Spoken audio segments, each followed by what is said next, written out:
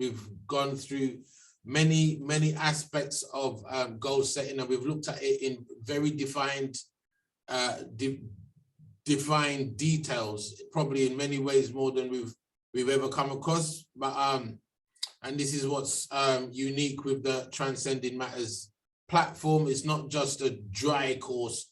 There's all kinds of implications from, you know, we're looking at from a spiritual balance with our goals to our emotional balance to a psychological balance, and all of these things are so important, more than just a dry theory of just writing down your goals and going for it. So we want to make sure that everyone is empowered, everyone is empowered to become a goal-seeking, goal for life, go-getter.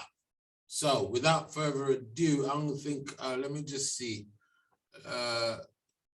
Yeah, I'm so wanting them to be in the room, but let's let them catch up, because there is so much information on this last sector. Oh my gosh, the amount of information on this last sector.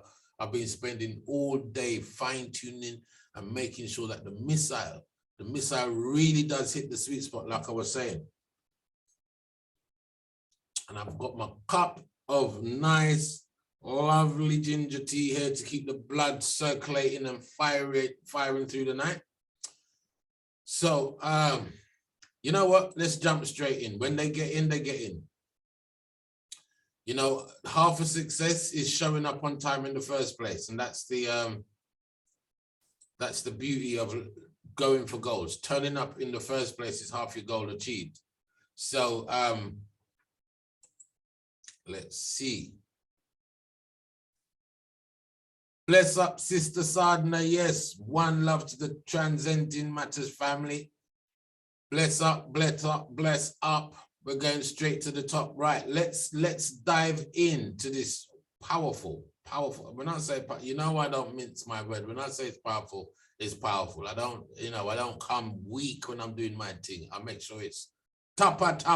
And you know, this is an integral part of my whole entire life, and how I do things and what I've learned. I've been to many courses, many seminars.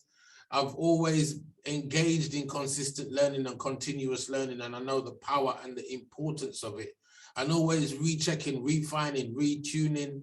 You know, that's a whole process. It's almost like the GPS is always on. Sometimes you have to take a little detour to pick up another piece of information to move on. And you know, I can testify my whole life has been like that. So I feel privileged to share this information in this kind of context with you.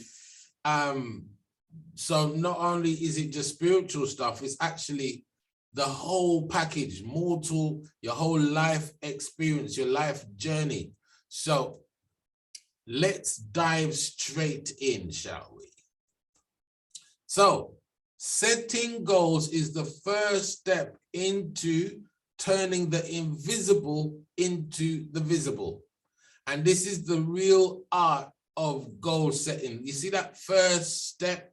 Sometimes that's the biggest thing to get over, the hurdle. The first step feels like, oh, can I even be bothered? Why am I even considering this goal? It's all the way over there and I'm all the way over here. How do I make this first step important to me that it's even worth taking? And tonight, you see, you're going to be mastering the whole concept of not only just taking the first step, you're going to be running, sprinting after your goals. So the first thing is to remember, setting goals is the first step. Setting goals. Let's not overlook this, because a lot of people don't even like the idea of setting goals, because they set up goals in a way that almost like impedes them with an ideology of failure. And that takes away the steam out of taking the first step. But you know why it's important to have goals set? People with goals succeed because they know where they are going. Now, there's a saying, if you don't know where you're going, anywhere will do. I'm quite sure that's my next slide. But people with goals, people with ideas of how they want their life to shape out and turn out, succeed. Now, when succeeding doesn't necessarily mean they achieve their goals, but they succeed in finding a path that enlivens them and enriches their life and understanding of who they are as they approach the idea of their goals, because goals change as you go along in time. You might find that you have a goal in the beginning and that goal changes because you change. So you change the quality of the goal to align with where you're coming from. So it's the real key is having the goal in the first place. Without the goal, you're kind of lost. So there you go. That very same saying that I was just mentioned. If you don't know where you're going, any road will take you there. Any road will take you there. There's another saying that comes to mind. Something about a ship without an anchor. But you can understand the idea. A ship without, wherever a ship drifts, without an anchor, any port will do. You know, and there's many reasons why we get caught up in this whole idea of not knowing where we want to go, not knowing what we want to have. There's so many external triggers that impede, that brings about fear in our minds, bring doubts in our steps, doubts in the ideology of what we can achieve. And we kind of like put the brakes on and we really find ourselves stuck at the bottom of the ladder, not making that choice to go towards your goals. And you know, we kill our passions just because of the fear and the anxiety that separates where we are, our understanding of where we are, our perceived self versus our ideal self. And we give up on the ideal self because the perceived self is drowned by noise pollution, by people who rob and steal your dreams, people who disencourage you of going for your dreams, the lack of believing that you can achieve your dreams regardless of what's going on in life as a general. You just kind of put a brakes on it, and then you end up settling for anything and anywhere. And this is what we want to really break the pattern of. So there's nothing wrong with aiming high. In fact, it's more healthier to aim high, so then you can kind of like, if you don't catch all the way there, at least you're somewhere there on the path. So aiming high, a lot of us, you know, are scared to shine to the brightness of what we can shine and the potential of who we can become. Only because, number one, we don't want to outshine people. Number two, we don't want to be perceived as a target. And all of these impeding thoughts in our minds actually disencourage us from going towards our goals. We kind of aim to want to fit in. We want to kind of equal up and level up. And really, you're supposed to be a mark higher. You're supposed to go for a process of marking, especially with key performance indicators. You're supposed to be marking yourself higher ranking. This is between you and you. If you don't have that process of always checking in to see your growth, you're kind of allowing yourself to drift in that sense. You're kind of allowing yourself to be judged by others. And as long as others see you as okay, then you're okay, you fit in. As long as you fit in with the status quo of your crowd, then you fit in. You know, sometimes we don't want to let go.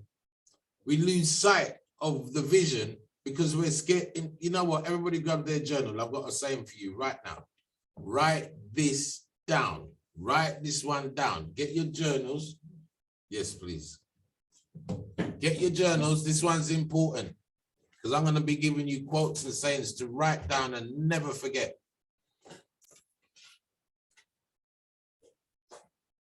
Thank you, my dear. Oh God, what am I gonna do without you? Letitia's on the plane going to London this weekend to go to the funeral of a past grandmother, recently passed, and I'll be catching up. We're gonna be alone for a bit. But anyway, I hope you got your pen and paper, or your journal. And this is the saying that I want you to write down. You can never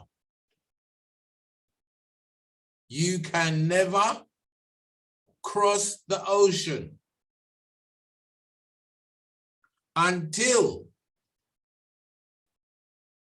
you have courage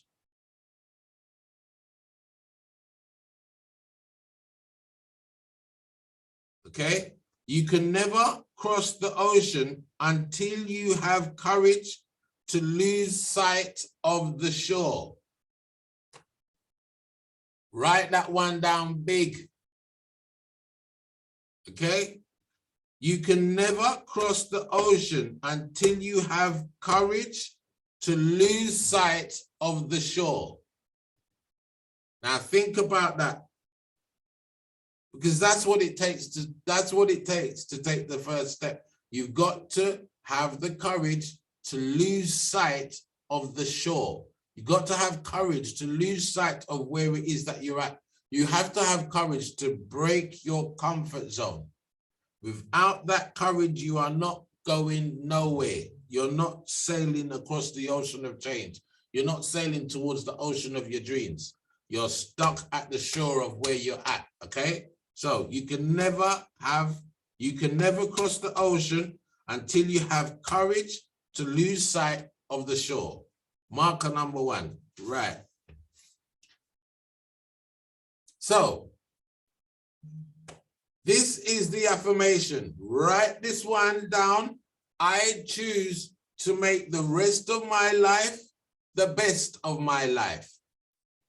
Write this down. Contemplate it while you're writing it down, because this is the affirmation that empowers you to lose sight of the shore.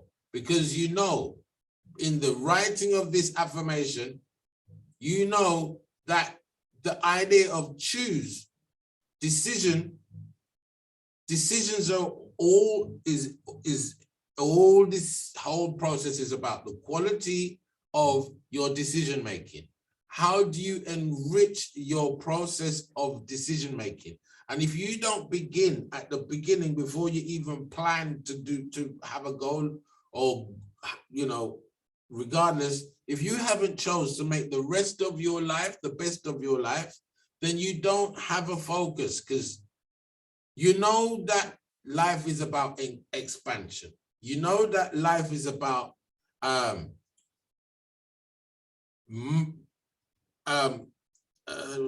more than expansion, realizing more joy today than you did yesterday, realizing more potential within today than you did yesterday, and repeating that and repeating that and repeating that. Make knowledge empower you to bring more bliss, more joy, more love, more power of manifestation in any area of your life, more discipline, more growth, more. And this is only when you're focused on making the rest of your life the best of your life. Now you're giving yourself a chance to go forward. You've implemented an idea as an overall, because sometimes it's good to start without details. And to start without details is just giving you a sort of sense of, you got a feeling towards the idea of progression, the idea of growth. The rest of my life, the best of my life, the best. So the best is giving you that idea and that confirmation that is the best is still yet to come. So tomorrow morning, you're going to taste a little bit more of that best. Tomorrow, through the day, you're going to witness a little bit more of that best. You're going to create more of that best. And the more that you're anchored to i.e. making your plans, making your journals, sticking to your goals and watching your growth, watching your key performance indicators. You're gonna be feeding yourself a level of richness that's gonna overcome the traits of habits and behaviors and thinking thought patterns that you have now that are basically in your way of stopping you from getting the best out of your life. Because sometimes it's down to you getting in your own way, okay? And this is what we really want to knock out of the conscious self today. Look at all the parameters of how we make sure that we're fully aware of the things that are in our own way. You know, I touched on it last week, but this week I'm going to really drill it in like I'm doing a root canal removal, or remove some bad teeth out of the mouth. You understand? And giving you a whole new fresh of gnashes towards the process of life. So the biggest thing that scares us is getting stuck in that comfort zone, like I said. And we don't realize that great things never come from comfort zones. Because why? We're fine right where we are, really and truly. You know, we're fine. We're even happy complaining about the things that we complain about. This is scary stuff. This is really scary stuff. If you realize the truth of how much consciousness, or even the mind, put it down to, not even consciousness, because consciousness is just being consciousness.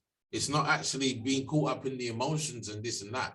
That's another aspect of a lower vibration of being that's attached to an ego and a mind and the fluctuation of prana in the body. But when it comes to consciousness, consciousness is always at bliss. But we won't get into that now. Let's talk about breaking the comfort zones that the mind and habits that are formed, which are known as sanskars, that get us, that are in our way of having us stuck in our comfort zone, that won't allow us to walk that tightrope towards change. What is that tightrope? It's discipline. Regardless of what's been happening on the left and right, you stay straight, you stay forward, you stay growing, you stay focused.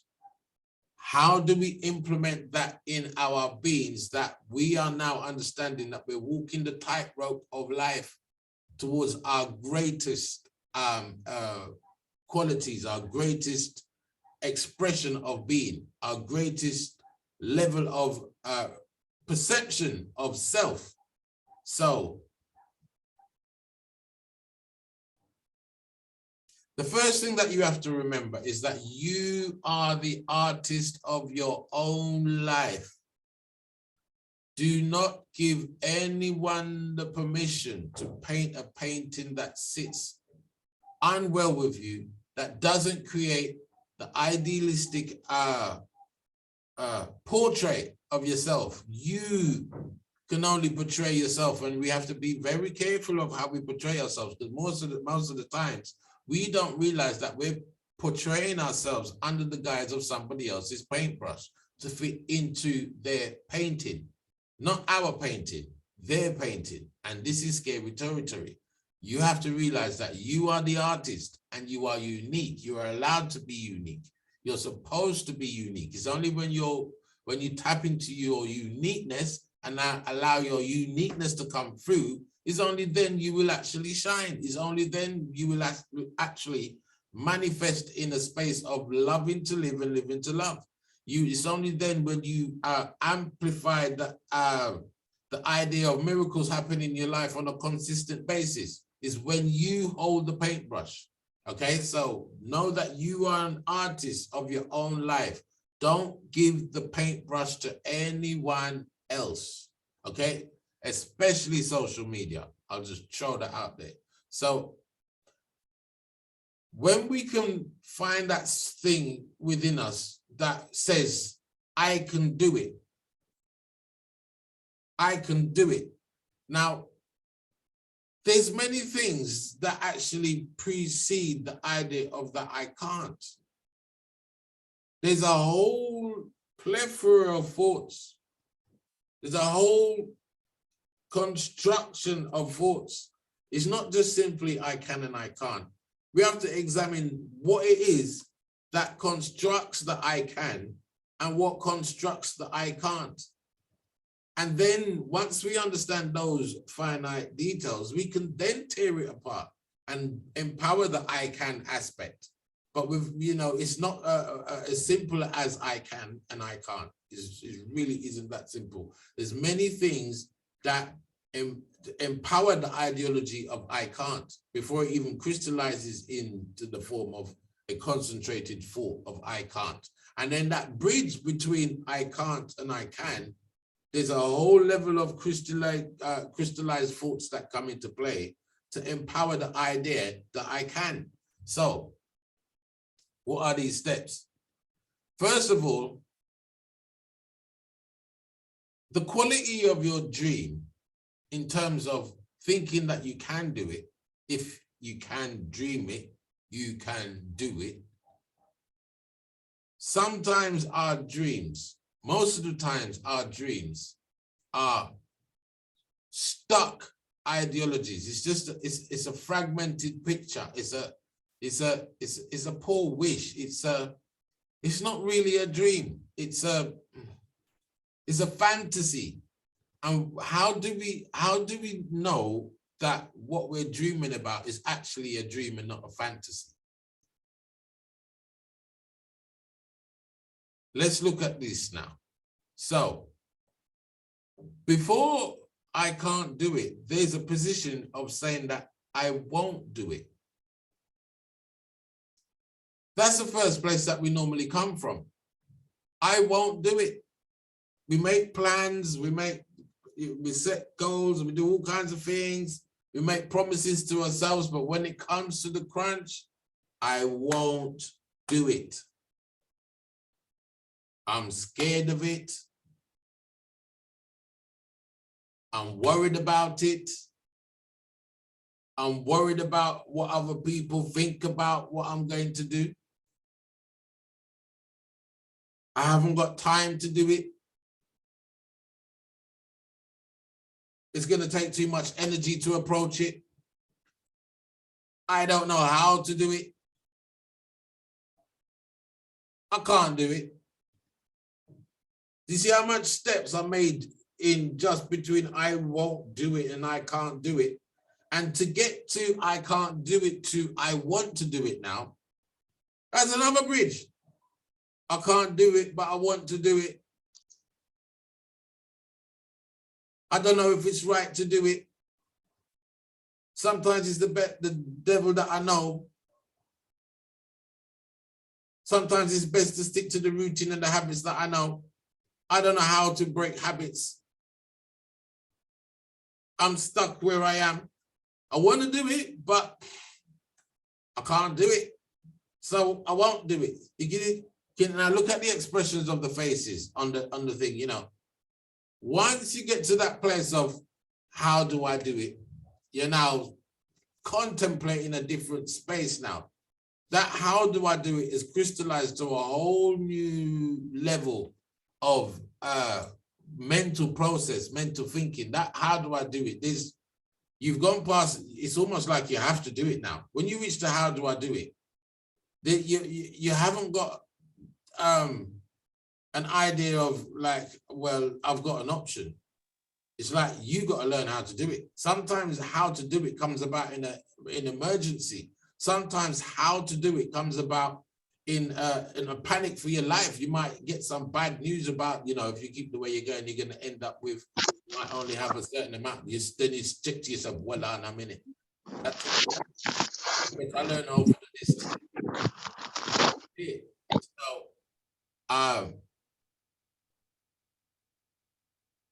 So the importance of the quality of how do I do it? You get to that stage, like I'm saying, in let me just sort out this for dear sister Leticia, so she can be hosting the background. There you go, my dear. Right. So, like I was saying, when you reach how do I do it? That's the stage of life when you're saying to yourself, you know, there's no turn back. You know what? I'm going to try to do it. Let me try to do it. And at that space, when just in the trying and that process of becoming confident in the 0.5% incremental growth every day, it gives you an esteem to go towards, you know what, I can do it. I actually can do it. The minute that you decide to take that first step and go, I've tried, just by giving yourself that courage, then you can say to yourself, I can do it. Now it's an ease. Now you start to sprint, I will do it. And then it's, yes, I did it. So I can do it is not even the top. You want to know that you've done it. Whatever it is that you was empowered to do, now you're doing it. You've moved yourself from I won't do it. You've gone through all of those spectrums of thoughts and spectrums of doubt and spectrums of a lack of enthusiasm and spectrums of procrastination, and until you hit that borderline and says, you know what, I really have to, I don't have no choice. I've got to move forward. I've got to move forward.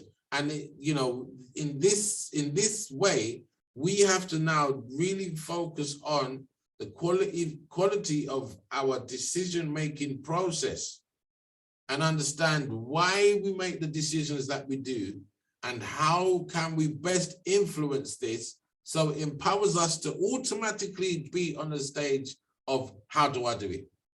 How do we eradicate the rest? Not even that I want to do it. Make it, ensure it, make sure that your goal setting process is giving you the impetus to say straight off, how do I do it? I want to start off by, when I'm doing my goal planning and my goal setting, I want to know that what I've written down to give me that inspiration and aspiration to move forward is putting me on that mental leverage of how do I do it? And that's where I want to be. So, some deep stuff tonight, people, some very deep stuff. I won't play it. So, the psychology of action. Very important to really get to the nuts and bolts of this. Researchers at the University of California, Los Angeles, divided a large group of college students into two experimental groups. One group was asked to visualize themselves walking up to a board where their grades on a final exam would be listed, and they were asked to visualize an A grade by their name. They repeated this procedure several times in the weeks leading up to the exam. The other group was asked to create a different mental simulation. They were asked to imagine the process of studying for the exam. They were told to imagine going to their dorm room, closing the door and turning off all distractions.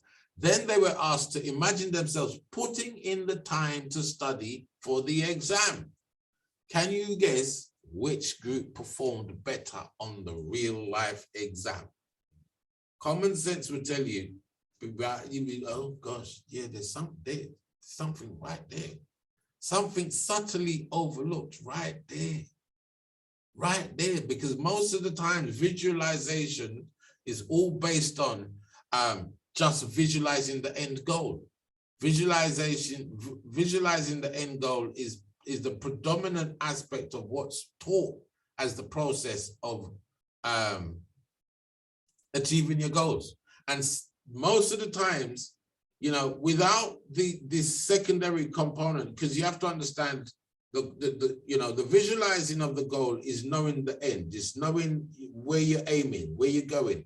But you have to spend more time in visualizing the process, just like how you see an athlete imagining to win a race. They're visualizing the race in their mind. They're visualizing their accurate, if it's hurdles, they're visualizing they're jumping over the hurdles perfectly. You know, they're visualizing the process, and that is seldom missed out in the whole entirety of teaching how to go for goals, because most of the time people are even, you know, that's not even contemplated. Visualizing the I never even thought of that. Hold on. That's quite deep, subtle and deep. Exactly. Very, really profound point to mark a key there as one of the things that really, you know, has to be implemented So it was the group that visualized the process of studying rather than visualizing the outcome of the goal. Researchers concluded that the mind becomes primed to follow through on the things we visualize. Like an athlete practicing a jump shot in their mind, we can mentally rehearse our future behaviors. Visualizing an action leads to following through on that action, and it's our actions that get results. So to empower the process, visualize the action, visualize, and this is the process of how you're building up your approach to achieving your goals.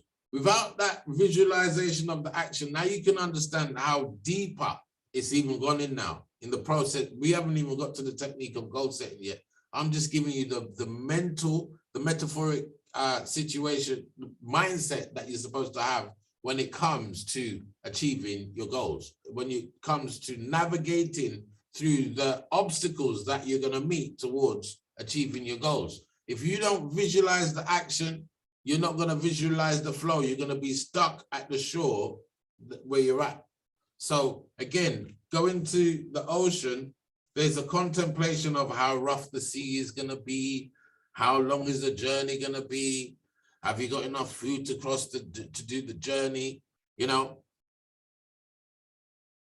and all these things. But if you don't rehearse these things in your mind as a form of visualization and succeeding in these paths in your mind's eye, then you're actually you're missing the biggest part of the trick. You've got to be, you know, looking forward, and this is all a part of very much a big part of looking forward to the process of achieving your dreams, your goals. You're looking forward through the process of visualizing the action. Boy, this is a deep one tonight. There's so much. So visualizing the process, not the outcome. Actions are part of the way that the mind controls the body. Two fundamental psychological questions about actions are, where do they come from and how does the mind produce them? These may be called the internal generation problem and the information expansion problem, respectively. Actions that are chosen have properties that distinguish them from actions that are not. Of the nearly infinite possible actions that can achieve any given task, many of the unchosen actions are irrelevant, incorrect, and inappropriate. Others are relevant, correct, and or appropriate, but can be disfavored. So there's this right there, what I'm trying to explain here, or what I'm explaining here in so many words, is that the mind fights within itself in terms of understanding what is right action, what is wrong action, and how do you distinguish how do you distinguish the quality of the thought that you actually end up taking action on, even though sometimes the action that you're taking is destructive towards the outcome that you want, and you know that the action that you're supposed to take is you're not doing it. And sometimes you even get to that stage of how do I do it now, taking the stage of that action, even though it's disfavorable towards your comfort zone. You're now leaving an aspect of the old self behind. And that is the disfavored aspect, because now you're reaching to a place where you don't know yourself so much. You're coming into this new zone and you're not quite sure if it's you yet. You're not quite sure. And there's many parameters because of that. And this is what we're going to discover. So now, this is what I'm going to first really knock on the door of, okay? The statistics about the prevalence of procrastination, because procrastination is the very, very first thing at the bottom of the stairs where we're locked into this idea of I won't do it, okay? Studies suggest that procrastination chronically affects 15 to 20% of adults, and that approximately 25% of adults consider procrastination to be a defining personality trait for them. Like it just can't get rid of. This is how I come. I've been procrastinating all my life, and that's the way I'm going out, because I know me, I know myself, I don't like myself that much. I'm not going to do it. I'm not going to do it. I'm not going to do it. Okay. I'm just used to procrastinating. That's me. That's, you know, that's just me. That's how I do things. Imagine that's just knocked into the subconscious self at such a deep rooted level, and we don't even understand why. Now, if we understood why, we can learn to pluck that element out of our subconscious, pluck that element out of our choices, reprogram that fast, reprogram that whole construct of thinking, and deal with that aspect of inner lack or inner self-value when it comes to considering procrastination as a defining state. So let's look at these statistics, because they're quite shocking. And the more that we know about the first baseline level, we're going to be saying to ourselves, you know something, I don't want to have nothing to do with this level. From I can change it. The first thing, my first goal is to break my procrastination. My first plan is to break my process of thinking that leads me to procrastination. So write that down. My first goal is to break all my habits of procrastination. Write that down.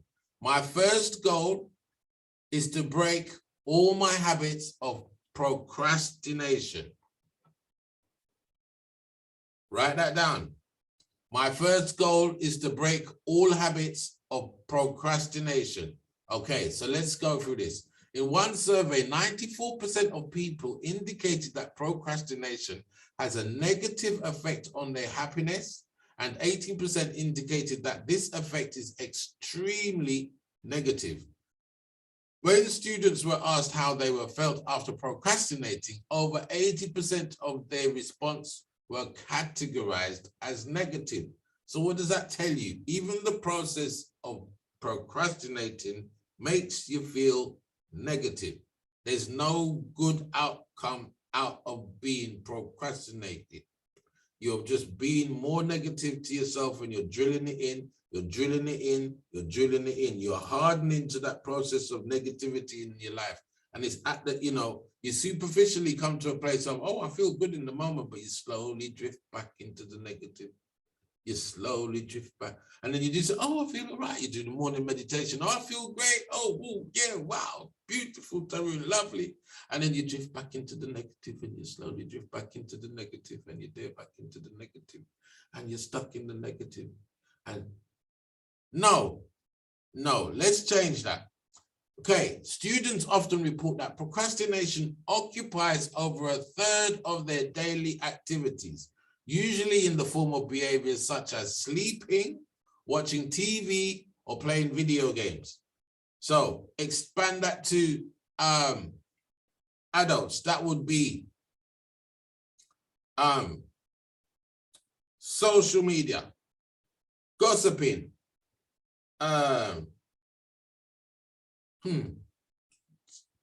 there's a survey that was done that says that even when you're at work, the amount of procrastination that you do at work, before you just get the work done, you're there yapping with people, you're there on the phone, sneaking in phone calls, you're slowing your work rate down because you don't think that you're getting paid enough. You're moving, you're dragging your feet, you're stroppy about the process. You know, this is how it expands, it accentuates itself in adult form. There's many forms where you end up finding that over a third of your day is wasted on the energy of procrastination, you know? Okay, so an increase of a single point on a 5-point scale measuring the tendency of the tendency to procrastinate is associated with approximately a 15 grand drop in salary, according to a large-scale study. Imagine that, right there, see there? That's the value of procrastination against, so it's almost like, you know, that trait of procrastination, you're almost like stamped with it. You kind of reach the ceiling with your earning point. You can't go no further. You get stuck right there because there's a level of procrastination that you just won't break. and that will open the doors to wealth in your life, to be able to save, to be able to invest. So many things, so many little things that changes the value of even money working in your life. And it's down to procrastination alone can keep you trapped on a level of income that just, keeps you miserly. Okay, so when splitting the population into two groups based on how much they engage in procrastination, procrastinators comprise 57% of the unemployed, according to a large-scale study. 57% of unemployed people are procrastinators. That's a large number. There's so much to get through tonight, but I've got a race. So statistics about the cause of procrastination.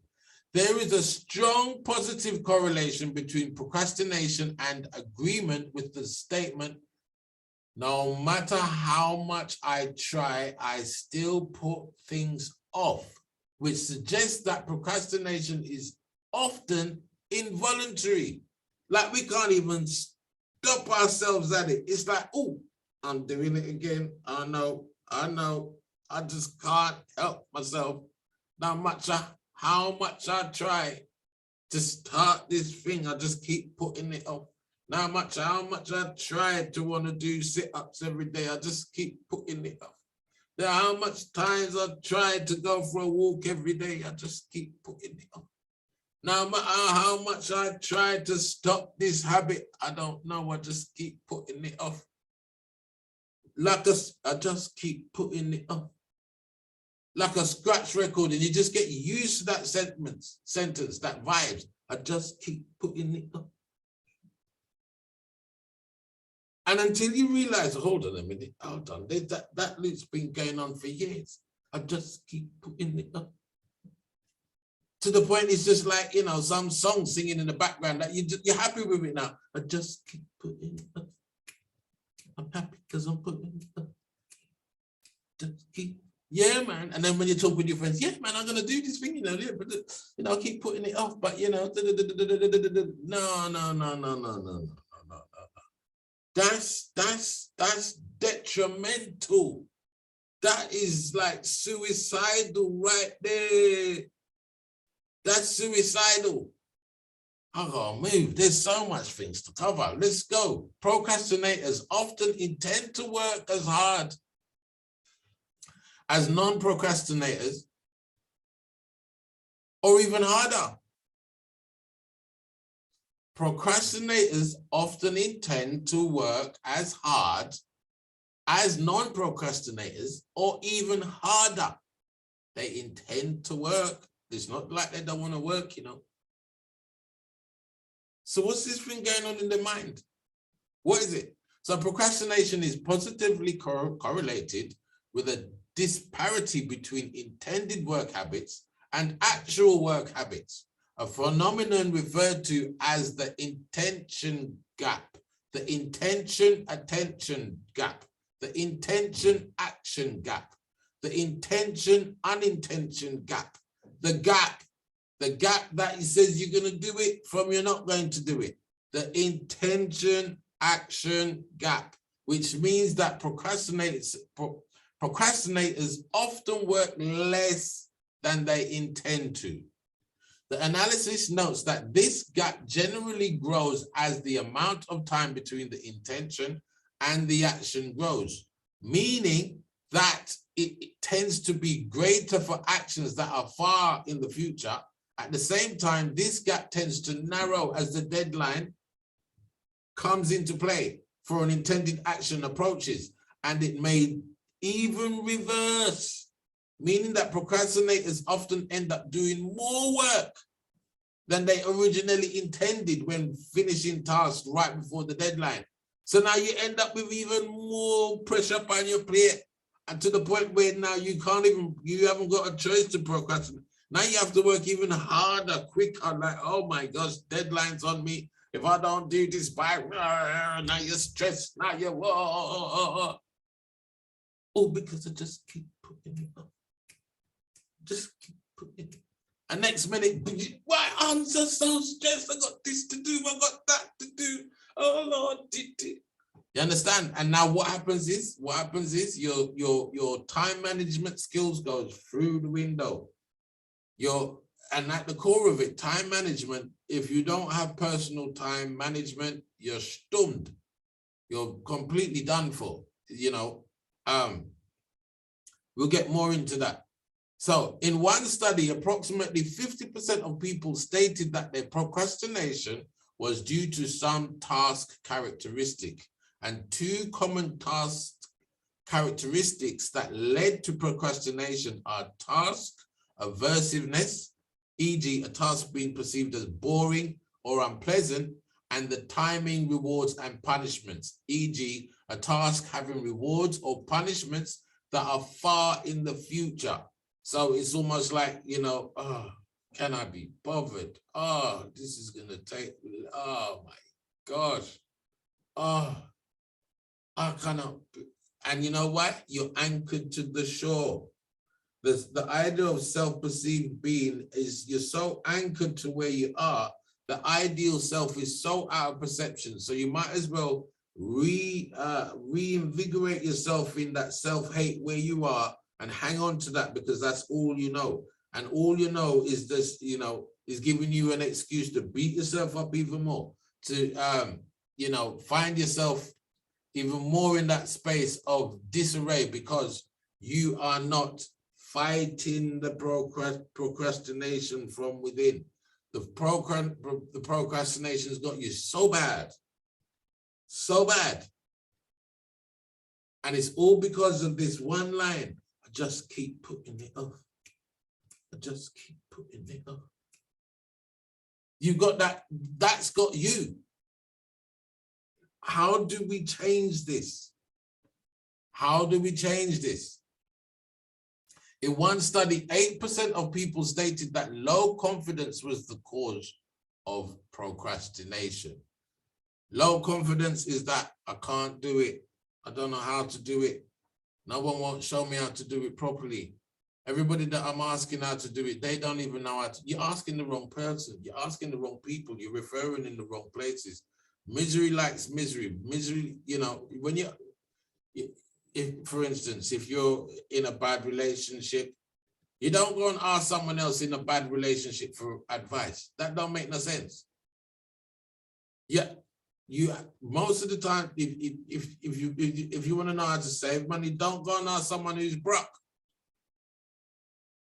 If you want to know how to invest, don't ask someone that has no investments, nowhere. And this is probably most of the times what keeps reconfirming our level of low confidence, because in that space of low confidence, our egos are so puffed up, we're still #1 in the world. And we want to talk to someone who's not that far ahead of us.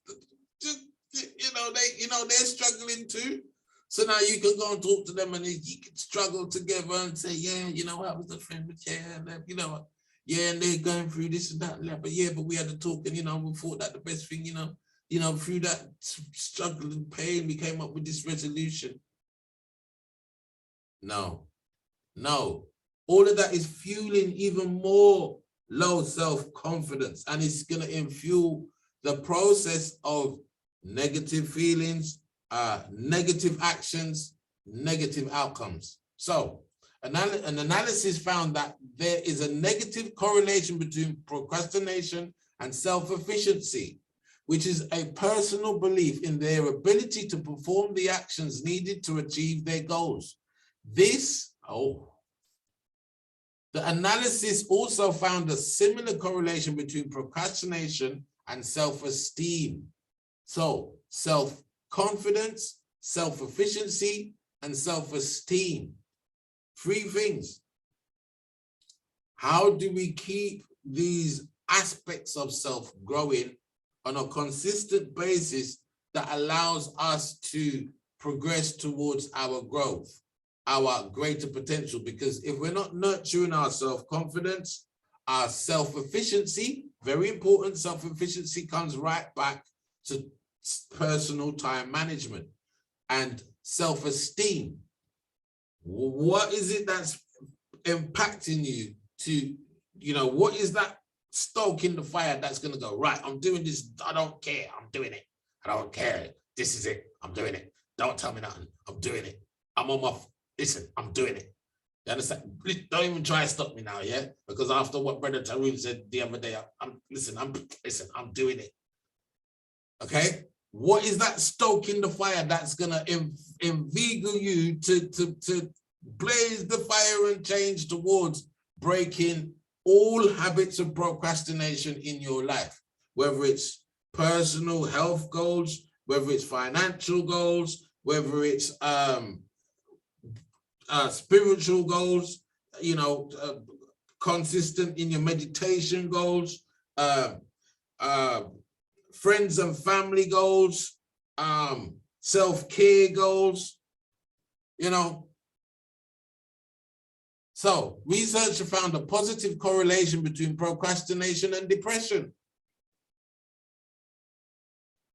You can see it's of no use to us. If you want to if you want to break that secret depression that you carry around that you don't really tell anybody up because everything's nice on the outside, break that part of procrastination that's there, that's sitting in the background, that's just pretending to be a part of your makeup. That sanskar, that habit that's carried you, that's been with you for the whole of your life. That little thing that says to you that I can't. Time for knock that one day out of the window, knock it out for 6 and make sure it don't wake up. Knock it into next week. All right, so studies suggest that tiredness is one of the top 3 reasons that people give for putting off work, with approximately 28% indicating didn't have enough energy to begin the task in the first place as a source of procrastination.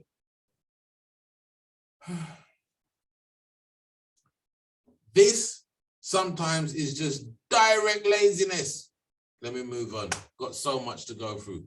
Research shows that different facets of perfectionism have different effects on procrastination. Specifically, perfectionistic concerns, which are characterized by excessive preoccupation with other people's opinion, negative self-evaluations, and the inability to experience satisfaction even after successful performance. They're all positively correlated with procrastination. That is serious. That is so serious. Listen, we got a long class tonight, you know, people. You're going to be up till late. I'm telling you now. You're going to be up till late. This is the last class, and I'm making sure this one's going in like an atom bomb. I need to read that again so you understand that to its fullest, because that's ugly. That one day it gives me creeps up my spine. You know, you're trying to do something and you've done something well and you're still not happy. How the, what the, who the, why the, where the, how do we get over that one? That one is like, oh my gosh. Research shows that the different facets of perfectionism have different effects on procrastination. Specifically, perfectionistic concerns, which are characterized by excessive preoccupation with other people's opinion, negative self-evaluations, and an inability to experience satisfaction even after successful performance. They are all positively related to procrastination. That's serious. That one there hurts, man. That hurts, because sometimes you don't even know that you're procrastinating. You know what? That even hurts me. Sometimes I'm working with a client. Sometimes I'm doing sometimes music. I used to find this out a lot of times when I used to do music. I don't like the client's song. I don't like the track. I don't like none of it. And I'm sitting there and I'm doing this song and I'm like, oh, why don't this session finish? Oh, and I'm done it to the best of where I can mentally bring myself in the moment to bring it. I'm thinking, this should be happy. This should be happy with this. And they're moaning and groaning rightfully about something that ain't right. But because I don't think the song's right in the first place, I don't even think why. I'm playing my perfectionist role now. Why I should even be bothered to even address this complaint that you're bringing up. And most of the times, you know what it is, again, because sometimes, because of technology in the studio, a lot of people think that they can sing and turn professional man, and nothing go so. Nothing go so. You're coming in the studio and they're coming with their weeping and they're wailing and they're out of key and I have to be auto-tuning and this and that. And I'm like, I'm not enjoying the process one bit. And even after they're happy with the outcome, I'm still sitting there grumpy, like, oh, why did I do this? Why? I don't want no more sessions like this. And the person goes, yeah, man, I want you to do 3 more tracks. Can I book in for next week? Yeah, okay. And then it's like, it comes around like, see, I have my man in the studio with you today. And Jesus. Oh my God, what did I even book? Oh my God. And you can think of many examples of that, innit? I'm like, why am I doing this to myself? I don't need to be working on this level. I'm depressed. Yeah. And I do a good job and they're happy as a lark. Yes, the track never fire. Yes, my lord, answer you, man. Yes, King. Fight respect for that. I want to do the album with you now. I'm like, oh gosh. And I end up beating myself because of procrastination of not being able to say to the guy, listen, I don't want to do your work, go find another producer. I ain't got the time, I'm too busy. I'll prefer to do things that I love and choose to do and blah, blah, blah, and I don't need to do this. Anyway, living example. Anyway, one study found that rebellion and resentment are common causes of procrastination. Jesus. Jesus, this is listen, you lot are up late tonight and I'm just telling you, I'm knocking on some doors. I'm knocking on some doors for realization here. We're not missing a stone tonight because this is the last night of Goal for Life goal setting. And I'm knocking on that door of assurity. So we're uncovering every single aspect to make sure none of this gets in our way for the future. Hello, knock. Time for move out. Yeah, okay.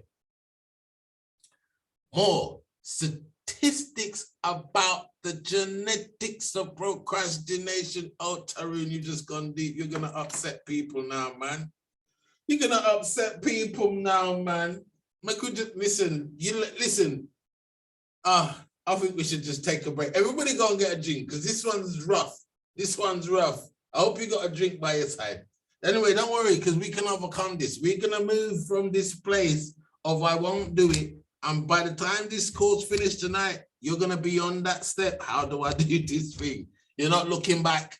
There's so much things to examine in the process of ridding ourselves of procrastination, because most of the times it's us that are in our own ways of achieving the greatness within, okay? Right.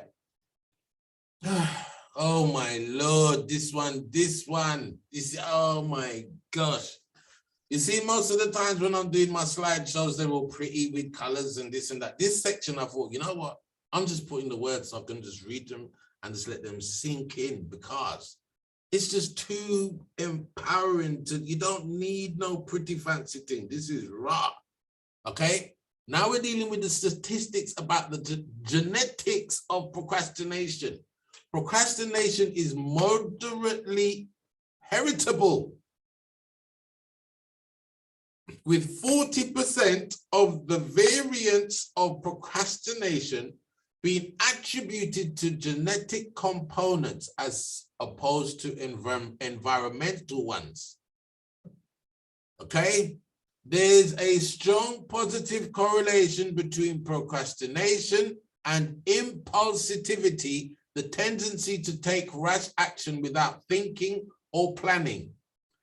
At the phenotypic level, meaning that 42% of the positive correlation between procrastination and impulsivity at the genetic level, meaning that 100% of the genetic variation of procrastination is shared with impulsivity.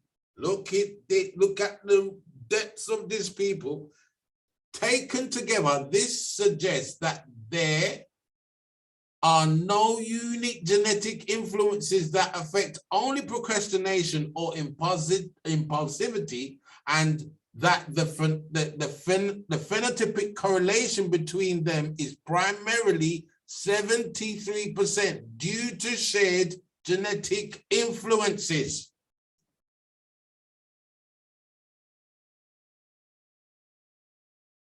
That's a whole heap of words, but can you understand what it's insinuating? Think for a minute.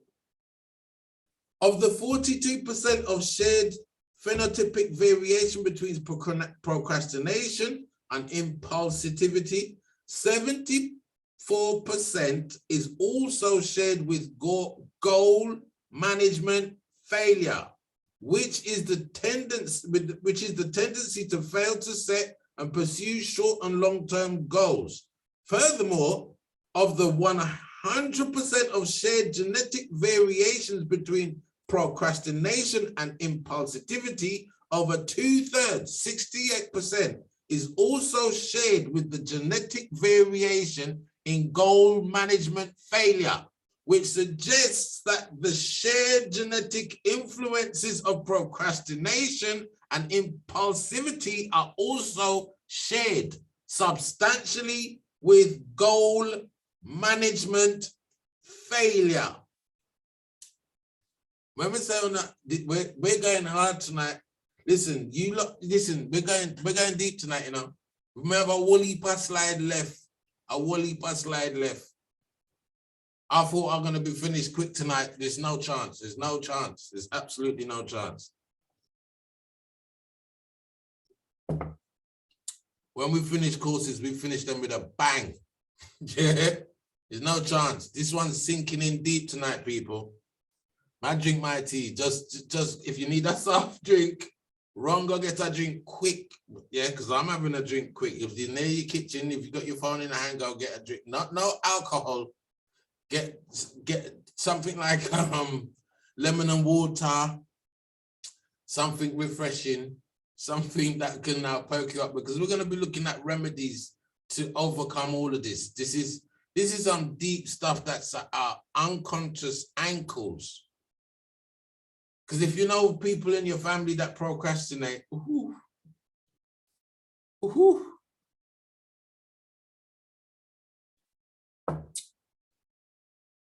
if procrastination has been a trend in your circle, family, people, things around you, gotta do some self-examination right now, people. This is deep. This is deep stuff. If we're gonna eliminate these things, break away the chains from our feet so we can sprint freely towards our goals. Whoa, people. Tonight's not gonna be easy. All right. If you're with me so far, let me see some ones in the chat rooms. Let me see some ones in the chat room. Let me see some feedback in the chat room before I even move further. Let me see what's going on, because I myself is just relaxing my mind, because right now I'm ready to just turn up the fire like nobody's business. If you're feeling what I'm feeling, if you're feeling what I'm saying, if you're in tune with what I'm saying, let me see some reaction in the chat room. Okay? Lord have mercy, and I feel it. And I feel it. All right, the world wall paint with ones now. Okay, love that. Let's dig up deep now. Let's go. You ready? Next gear. Next gear.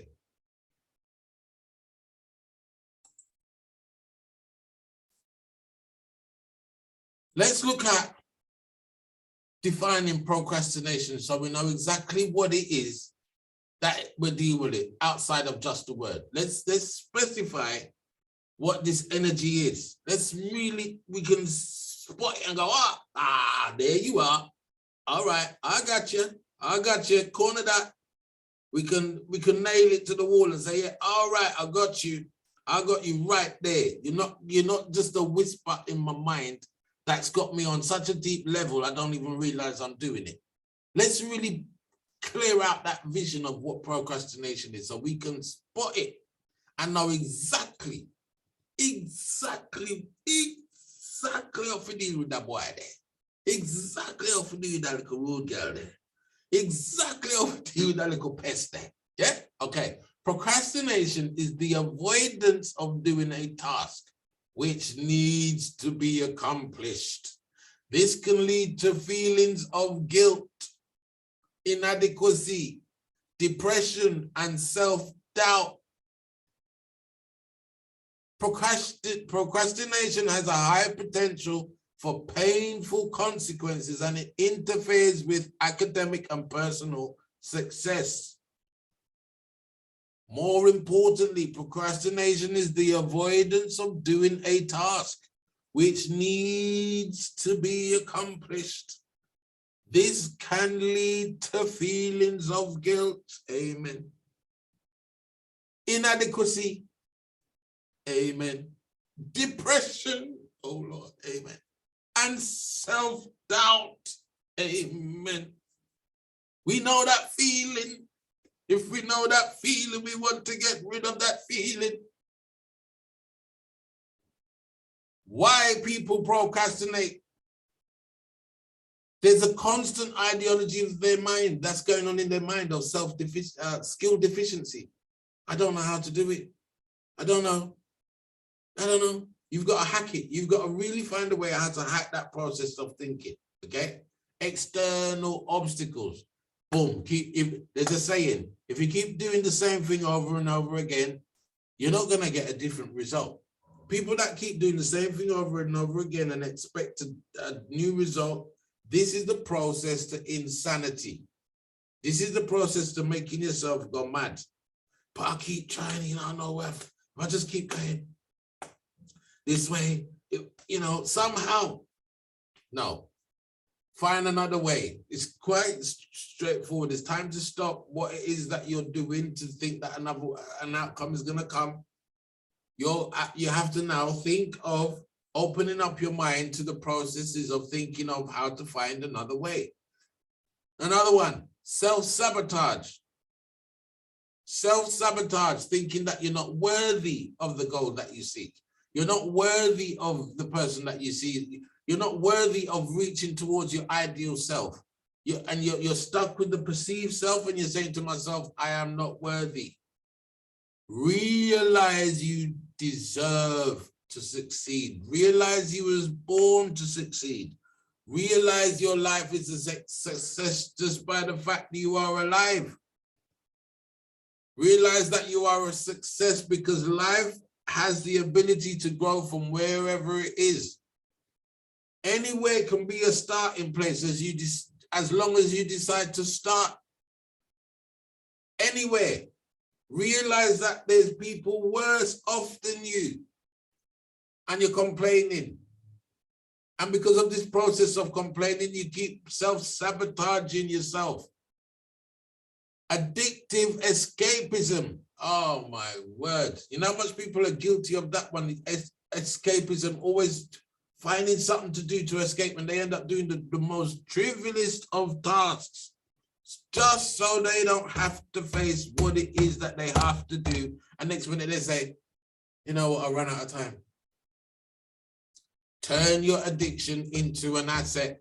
That means reapply your skills towards breaking the processes of procrastination. Use that same energy and put it into something useful. Unrecognized truth. That one is so powerful. That one is so big. That one there is like, people are always saying, you know what, I have to find myself. I have to do that. No, life is not about finding yourself. Life is about creating yourself. Create your path. When you come into this life, the blank, people keep talking of this thing about destiny, destiny versus free will. Give free will a chance. Destiny is when you ignore your free will, you're just going to end up in a so-so place. So free will is charged by passion. Passion to create an identity that is aligned with your values. And this is what half the problem is.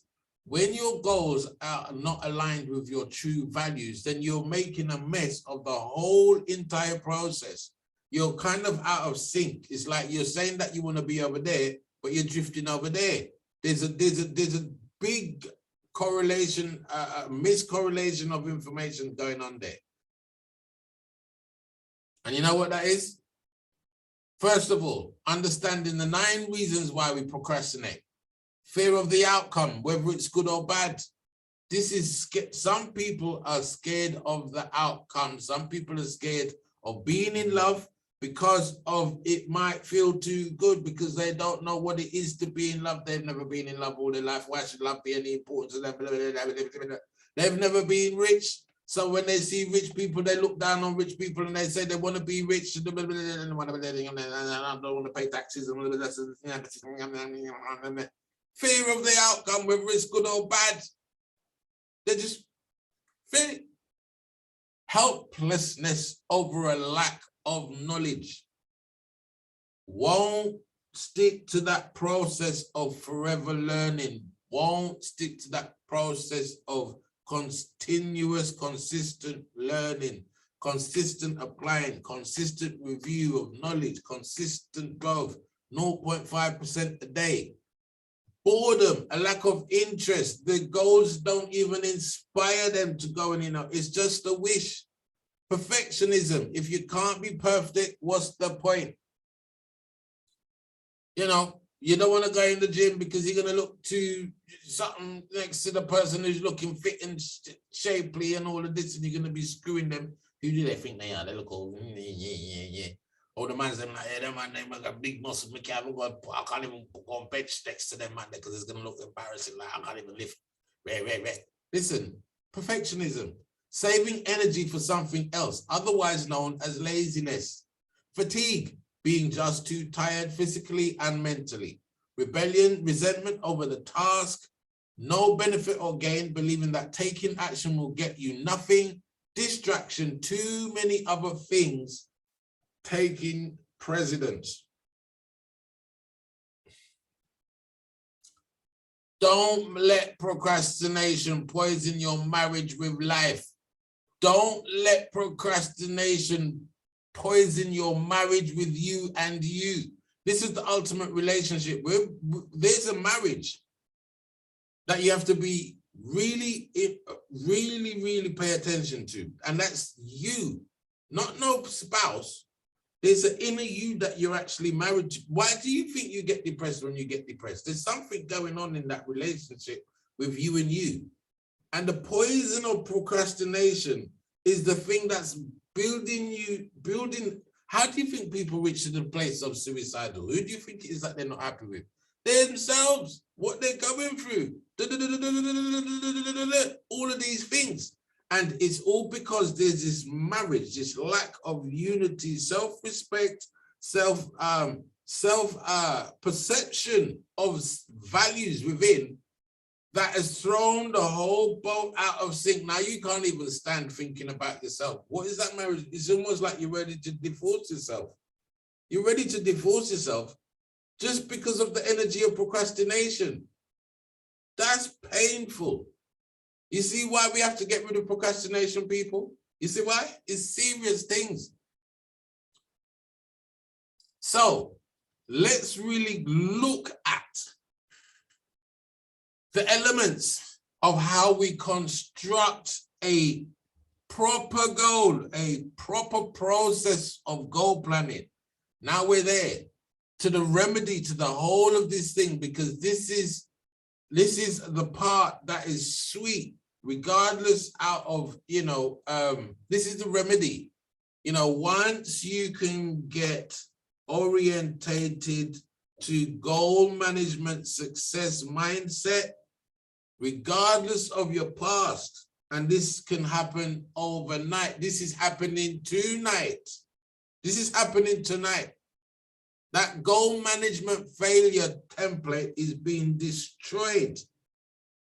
We are going to build a goal management success template tonight, people. So a goal is an objective. We have to really understand these processes, okay? A goal is an objective that you are working toward, or a result you seek. Plans, on the other hand, are the specific daily or weekly efforts you are going to take to get there. And this is the implementation of key performance indicators. This is why these aspects of key performance indicators has to be a part of your planning. And so we've got two aspects of a, what do you want to call it? A goal template.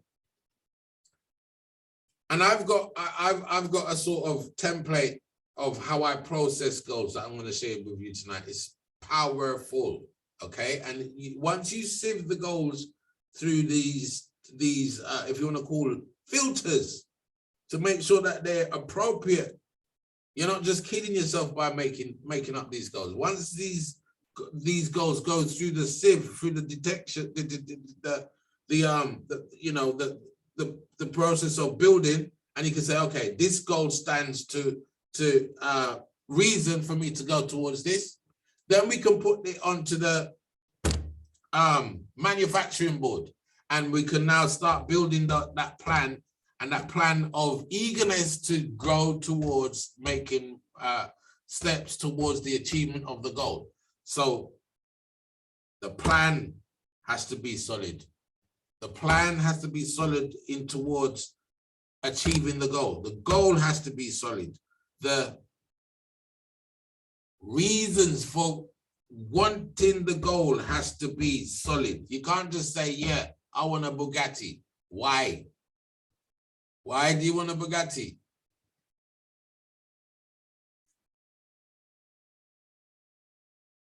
Once you can list me all the reasons that lines up with why you want a Bugatti and it makes sense to you, then, and it's in congruent level with your values, then go for the Bugatti.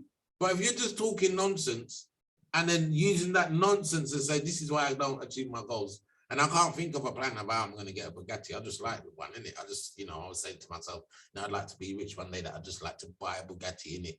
But, I did, I'm not, I've never considered I have to be paying, what's that tax? They have a tax for cars like that. Luxury tax, that's the word. Luxury tax, people. A lot of people, when they reach this level of financial freedom, when they have to buy certain things that are just above the average man's payroll, they get another clap with a luxury tax. Luxury tax, people. Do you want to pay luxury tax? Do you? You sure you want that Bugatti? Does it fit right with you to pay luxury tax? Does your system say, yeah, man, I'll pay that. That's nothing. How much is it? Yeah, that's another 30% of the price of the. Another how much? Yeah, that's luxury tax. Yeah, that's just a buffer there to put people off in playing the millionaires game. Do you want, are you willing to play luxury tax? I'm not quite sure how much the luxury tax is. I think it's another 20% or something. You can look it up, but it's there. So it's crazy stuff.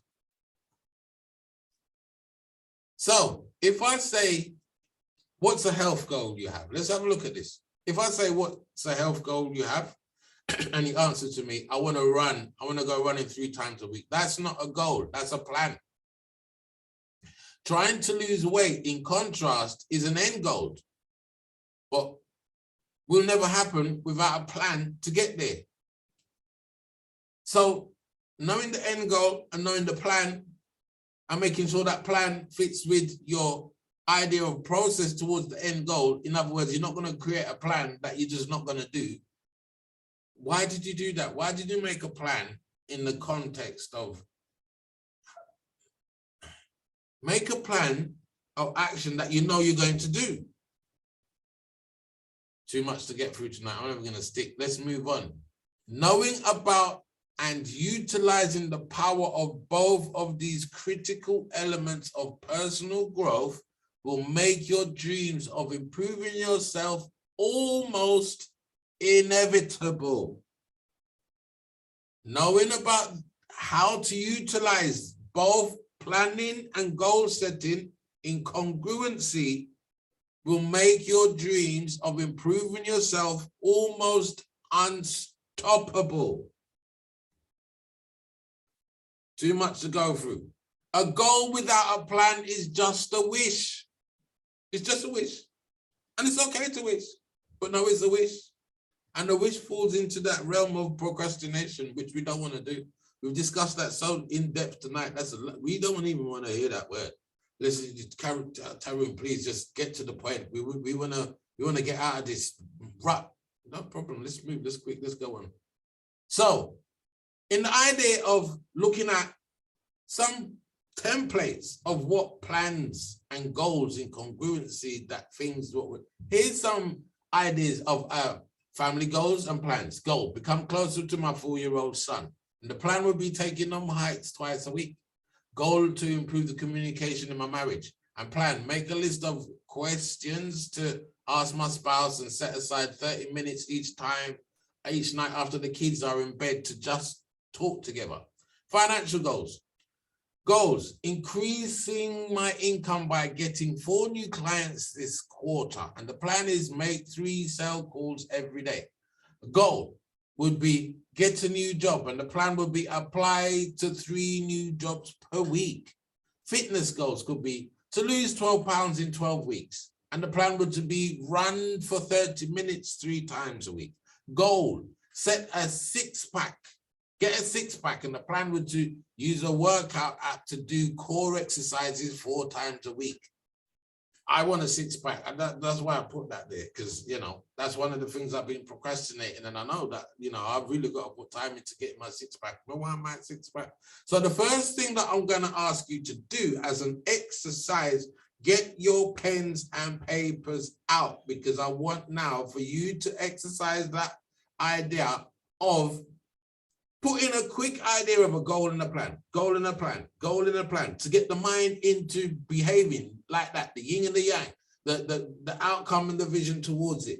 And as you're visioning the goal and the plan, imagine the plan as that plan of action. See yourself doing those actions towards those goals, okay? I want you to now exercise that function in your mind before we go into the next stage, because I want to know that you've got this pattern to see goals and plans as one. So we're going to install that right now. What I'm going to do, I'm going to put on some music, give you 5 minutes. Me tell you something now, going to bed yet. I have some exercises for you to do for drilling these things in your mind so you have a pattern of behavior established by the time I'm going to finish this thing tonight.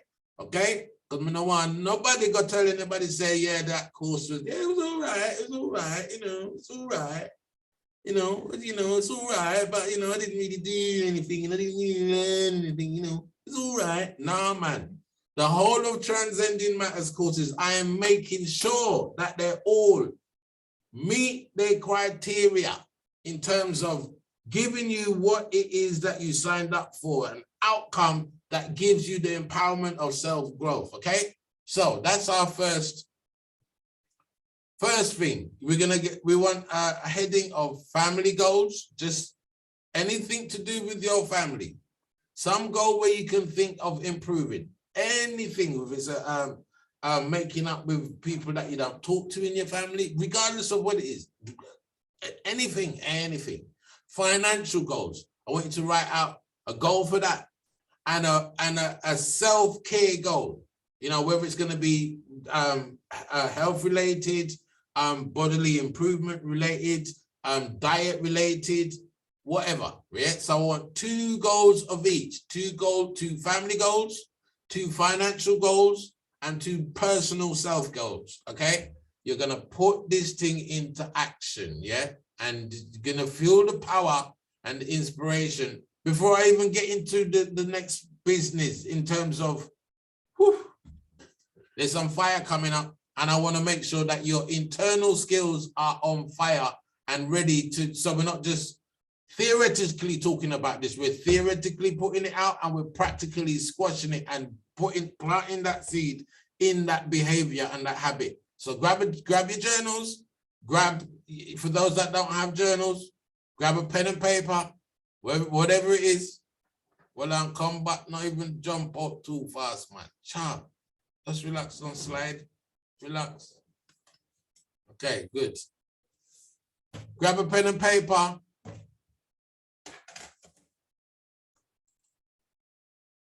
You got 5 minutes and begin.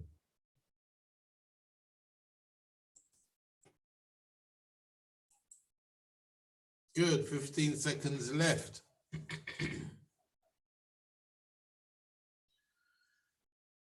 So one thing that I all urge you to do is do this process 3 times a day. So write out a simple goal and a simple plan of action. And these could be very miniature goals. So like you can say, the goal for today is to drink 2 liters of water. The action is to drink, the plan of action is to drink 8 glasses of water. And imagine, go through that process of imagination of every part of the day that you will drink a glass of water. When you wake up, when after breakfast or before breakfast. If you're going to drink water with a meal, it's best to drink it before you actually eat. Drink a glass of water hour and a half after eating. So forth. Drink a glass of water half an hour before you eat. So forth, you know, just imagine the process in your mind. Visualize the process that's going to lead to the outcome. Right. And the more that you get into the habit of doing that, jotting it down on paper, quick goal, plan of action. Excuse me. Just sit down and just imagine while you're writing it out, a quick plan of action. Just sit down, 30 seconds visualization, soon. And the more that you start acting on these things. Now, outside of making the plans, what is going to inspire us to act on the plan now? This is the next thing to unfold. So, here we go.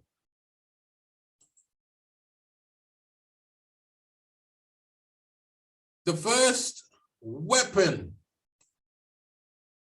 of defense against procrastination is a thing called implementation intentions. So you are making a solid commitment towards, and the thing is, when you make this solid commitment towards this process, then things starts to happen before you it's like, whoa. So implementation intention. And implementation intention is a strategy used to follow through with the goals you set for yourselves. These intentions require making concrete statements in the form of, I will behave at a certain time in a location to lead to higher chances of achieving your goals or modifying the current behavior. These statements predetermine the when and where portions of goal-directed behavior that will occur in response to a particular trigger or cue in the future. So for instance, you might say to yourself, you know, the next time I hear it, I'm definitely gonna run. If the next time I see blah, I'm definitely going to da. The next time that I witness da, I'm going to definitely blah, blah. You understand? Then the more this, if this, then that, the more you program that into your mind, it has a very powerful effect in pushing you towards taking the step towards your goals. And implementation intention is a self-regulatory strategy in the form of an if-then plan that can lead to a better goal attainment, as well as help in habit and behavior modification. It is subordinate to goal intentions as it specifies where, when, and how portions of goal-directed behavior. Now, what makes this powerful is all of your habits are made up of a habit loop, which details the cue, routine, and reward that compromises your actions. And whether these rewards are tasteful or distasteful, there's a habit, there's a loop. The reward could be self-imprisonment. The reward could be a more stronger feeling of guilt and inadequacy. These are, if you want to consider, again, part of the habit loop, the reaffirmation of the habit holding its ground. So think about something as simple as brushing your teeth in the morning. The cue is waking up, the routine is brushing your teeth, and the reward is having fresh breath.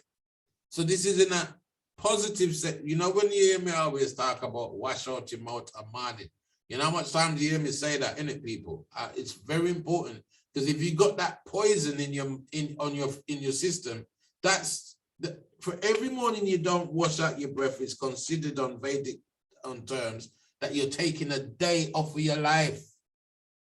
For every morning that you don't wash your breath, you're taking a day off of your life, of your full lifespan. You're killing yourself.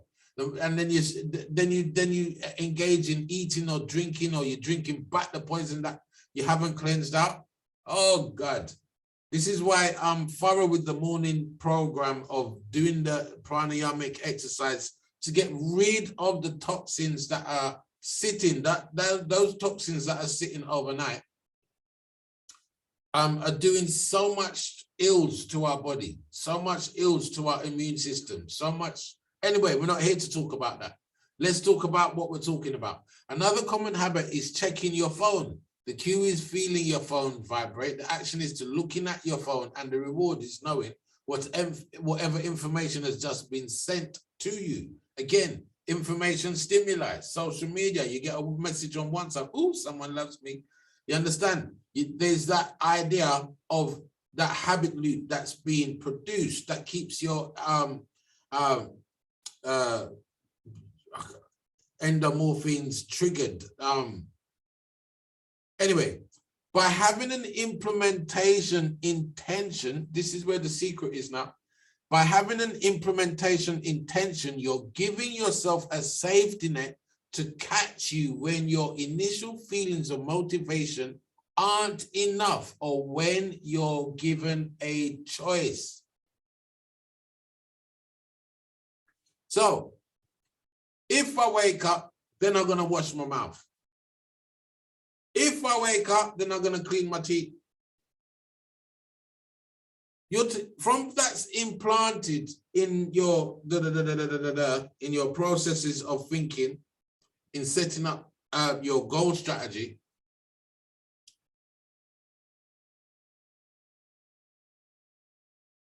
You're taking out the ability to make a choice.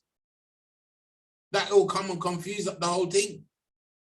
I'm too tired, I'm this, I'm that, I'm rare, whatnot. Oh, I haven't slept much. Oh, I'm in a rush, whatever.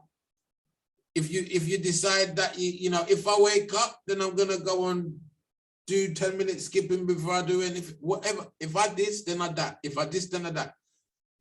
Okay, so do I get out of bed and work out today, or should I do it some other time? Your implementation intention takes out the need to make this decision. which is helpful because having to make decisions can reduce your willpower. This is the secret. Sometimes making choices reduces our willpower, and we just have to understand this implementation intention techniques takes out the sting or the ability to, I'm gonna just keep putting it up. Whatever the reason is, that reason is that whatever makes you sing that song, I'm gonna just keep putting it up. Make that your if. When that song starts to sing in your head, decide right now to change and do something else. The minute you hear that if, whatever is in your external stimuli that triggers that if, I just keep putting it up. Whatever the stimuli is, make that your if. If that happens, then you're definitely going to do that. If you look yourself in the mirror and you're not happy with what you see, then you're definitely going to go and do that. If you're la-di-da-di-da-di-da-di-da-di-da, then you're definitely going to blah-di-da-di-da-di-da-di-da. Write out, make sure you understand what your ifs are, because your ifs would identify something very powerful in the process of procrastination that you do not, and you overestimate and don't realize that this is the level of what the unconscious consciousness is completely missing out on, and is relying on some information from you to act or behave otherwise, and you haven't given it that instruction yet. So 4 basic techniques to visualize an action intention. Visualize the process of doing it. Find doing the tasks enjoyable and interesting. In other words, when you see the idea of obstacles, visualizing overcoming obstacles, look for ways that are enjoyable and interesting to take the boredom out of it. Realize that this path of enjoyment and interest is a part of the growth. So in seeing the visualization of the doing, see it as interesting, see it as enjoyable, see it as achieved, in the sense that you've achieved the outcome that you're performing in the process of an action. So even if the action is, I don't know, you're gonna wash up. Most people don't like washing up, but see the joy in seeing the kitchen clean after it's washed up. Seeing the joy in what, I'm just bringing it down to some really silly concepts so you can scale up from there. You can scale up, you know, even if it's in a broken relationship, in a family setting, see the outcome after, enjoy the process. You know what, I'm going to make blah, blah, blah, blah, laugh until he can't laugh. That could be your plan of action to overcome the hate. Kill it with laughter, kill it with love, and enjoy the process. Make it interesting where both parties can get something out of it. There's a reward that you can see, that you can sense, that path of process is of, for instance, what is known as the path of sattvic, satya. And in this way, you develop new behaviors. So, know the vision, know the mission, know the goal, know the strategy, and know the action plan. Now, the vision is the whole entirety picture of what does your life look like. The mission is understanding your purpose for reaching this vision of what your life looks like as an idealistic self. Know what are the goals to achieve in the process of the mission. What is the strategy of action? How are we going to strategize this whole process? What is the action plan behind the strategy? How does strategy fit in between goals and action plan? And once we nail that little nugget, then the whole thing starts to flow beautifully as a way of an ideology of self expressing the best of self. So once we understand that little nugget strategy, Rowing harder doesn't help if the boat is headed in the wrong direction. Write that saying down, because this is the thing that keeps us bucking and going the wrong way, keeping us doing the same thing over and over again, expecting a different outcome. Keep singing that song. I just keep putting it up. I just keep putting it up. That's rowing harder down the wrong path. Write this saying down. Rowing harder doesn't help if the boat is headed in the wrong direction. This is so important to understand on the basis of understanding your strategy, understanding the quality of the decision-making process that you are putting yourself through. And most of the times, we are in our own way. Most of the times, we are rowing our boats in the wrong direction, hoping for a change.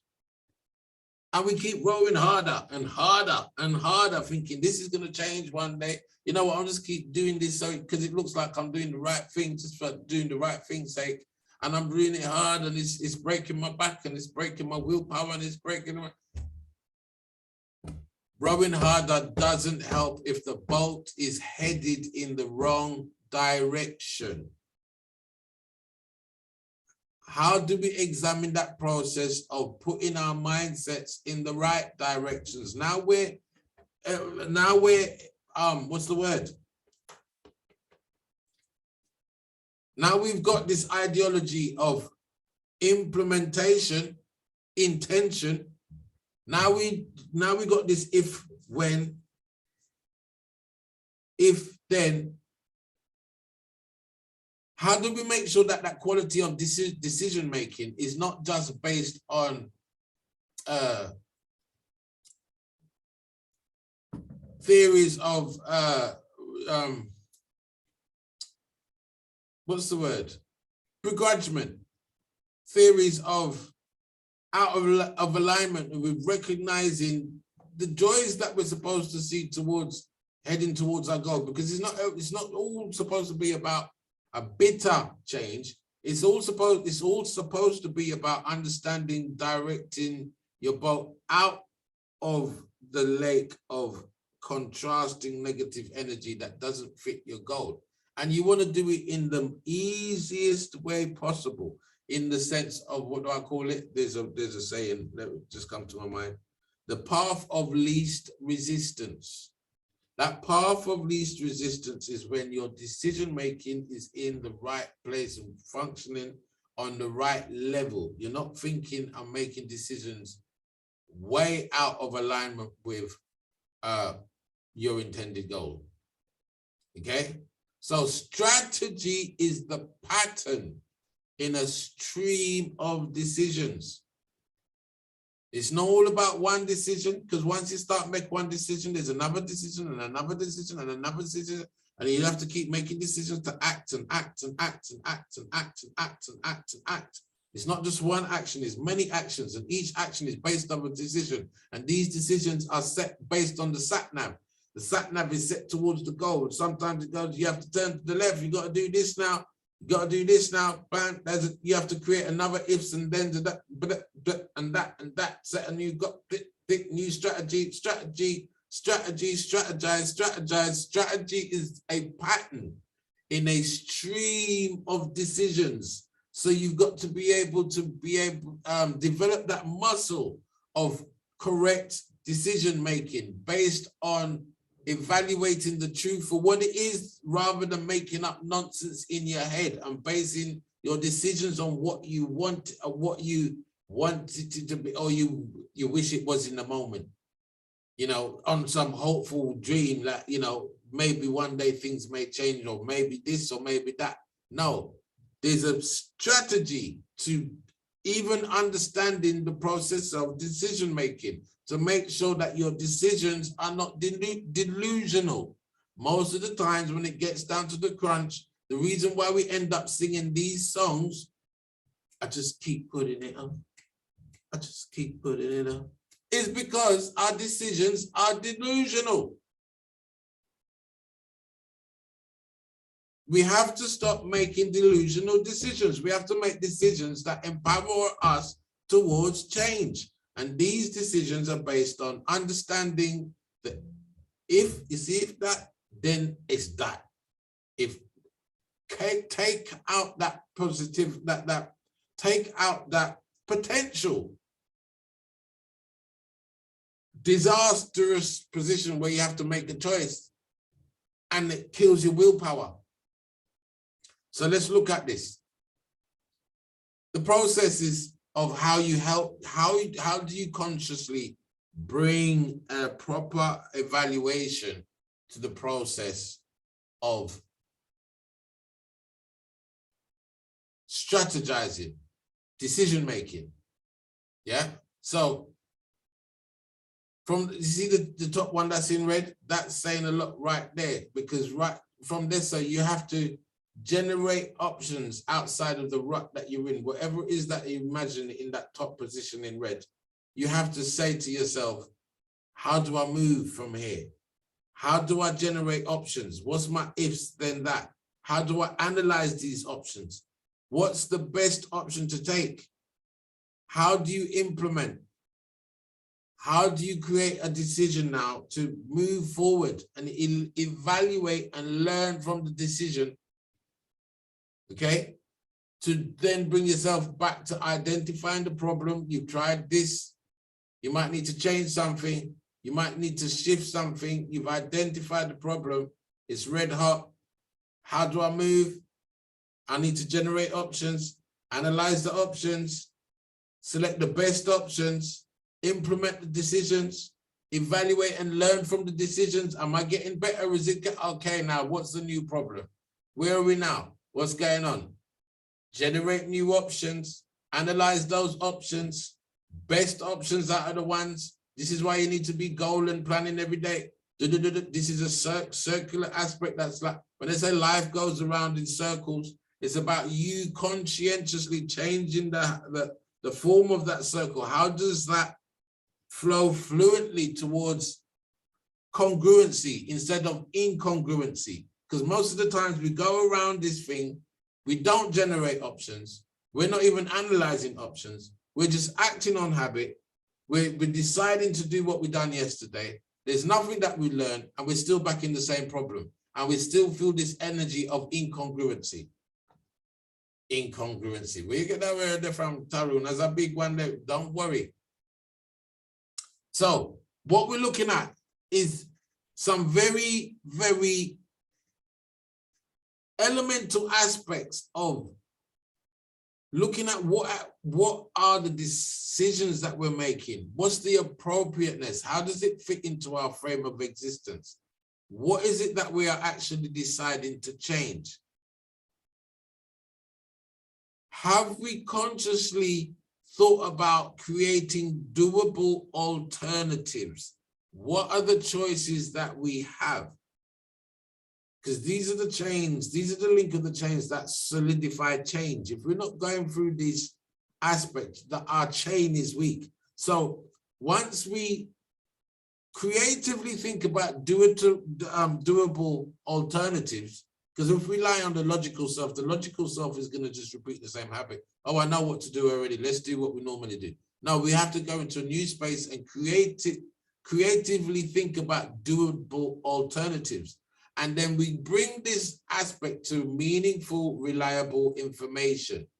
Okay, what do we need to know about the changes that we need to make? Is it new skills? Is it a new level of insight that we need on a subject, on a change or behavior? Or what is it meaning? How do we apply our minds to rejigging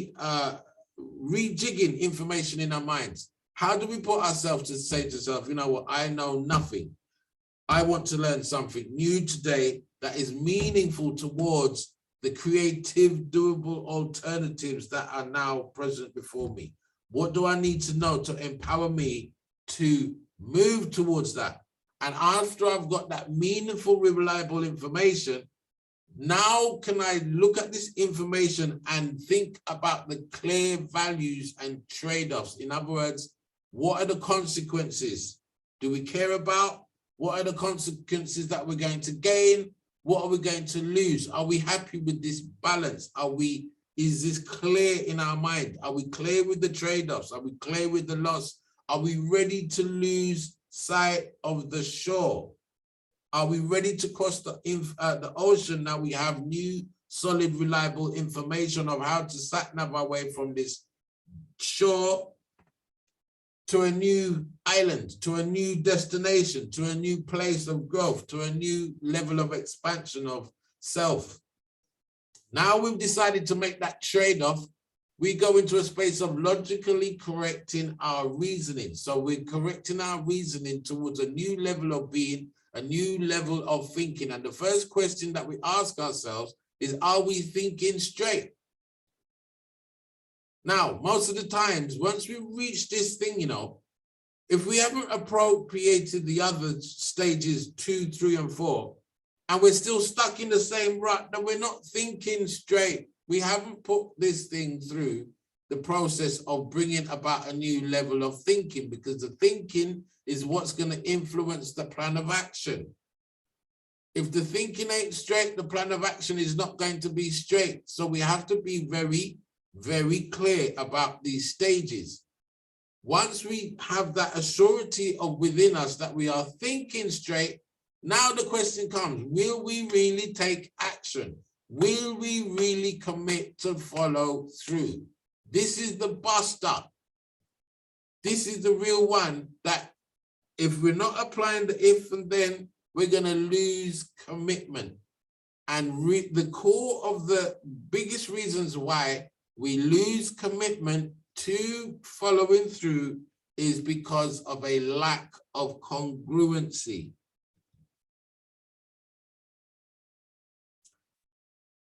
The biggest thing to break out of the pattern of understanding, especially when it comes to this idea of congruency, we don't know and we don't understand our whys towards our goals. And it's very important, if we don't understand why we want to achieve something, why do we want to lose weight? Why do we want to treat ourselves better? Why do we want to get a better health scenario? Why?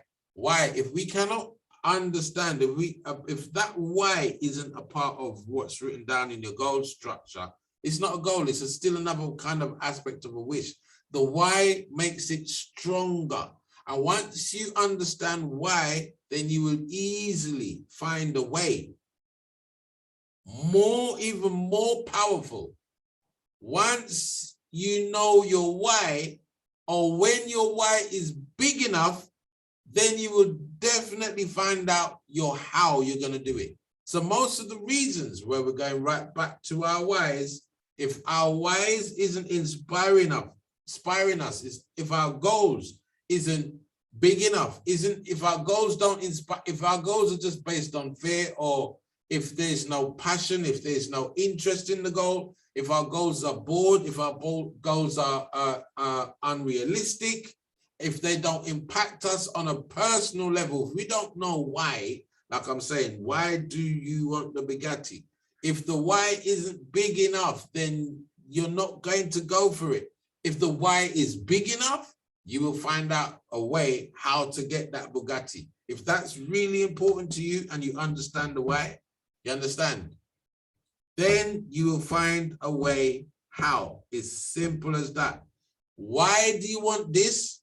And if the why is impacting you in a way that is overshadowing your doubt, your whatever you want to call it, your procrastination, your blah, blah, blah, blah. The reason why these things are vibrating to the level of, is because your why isn't big enough.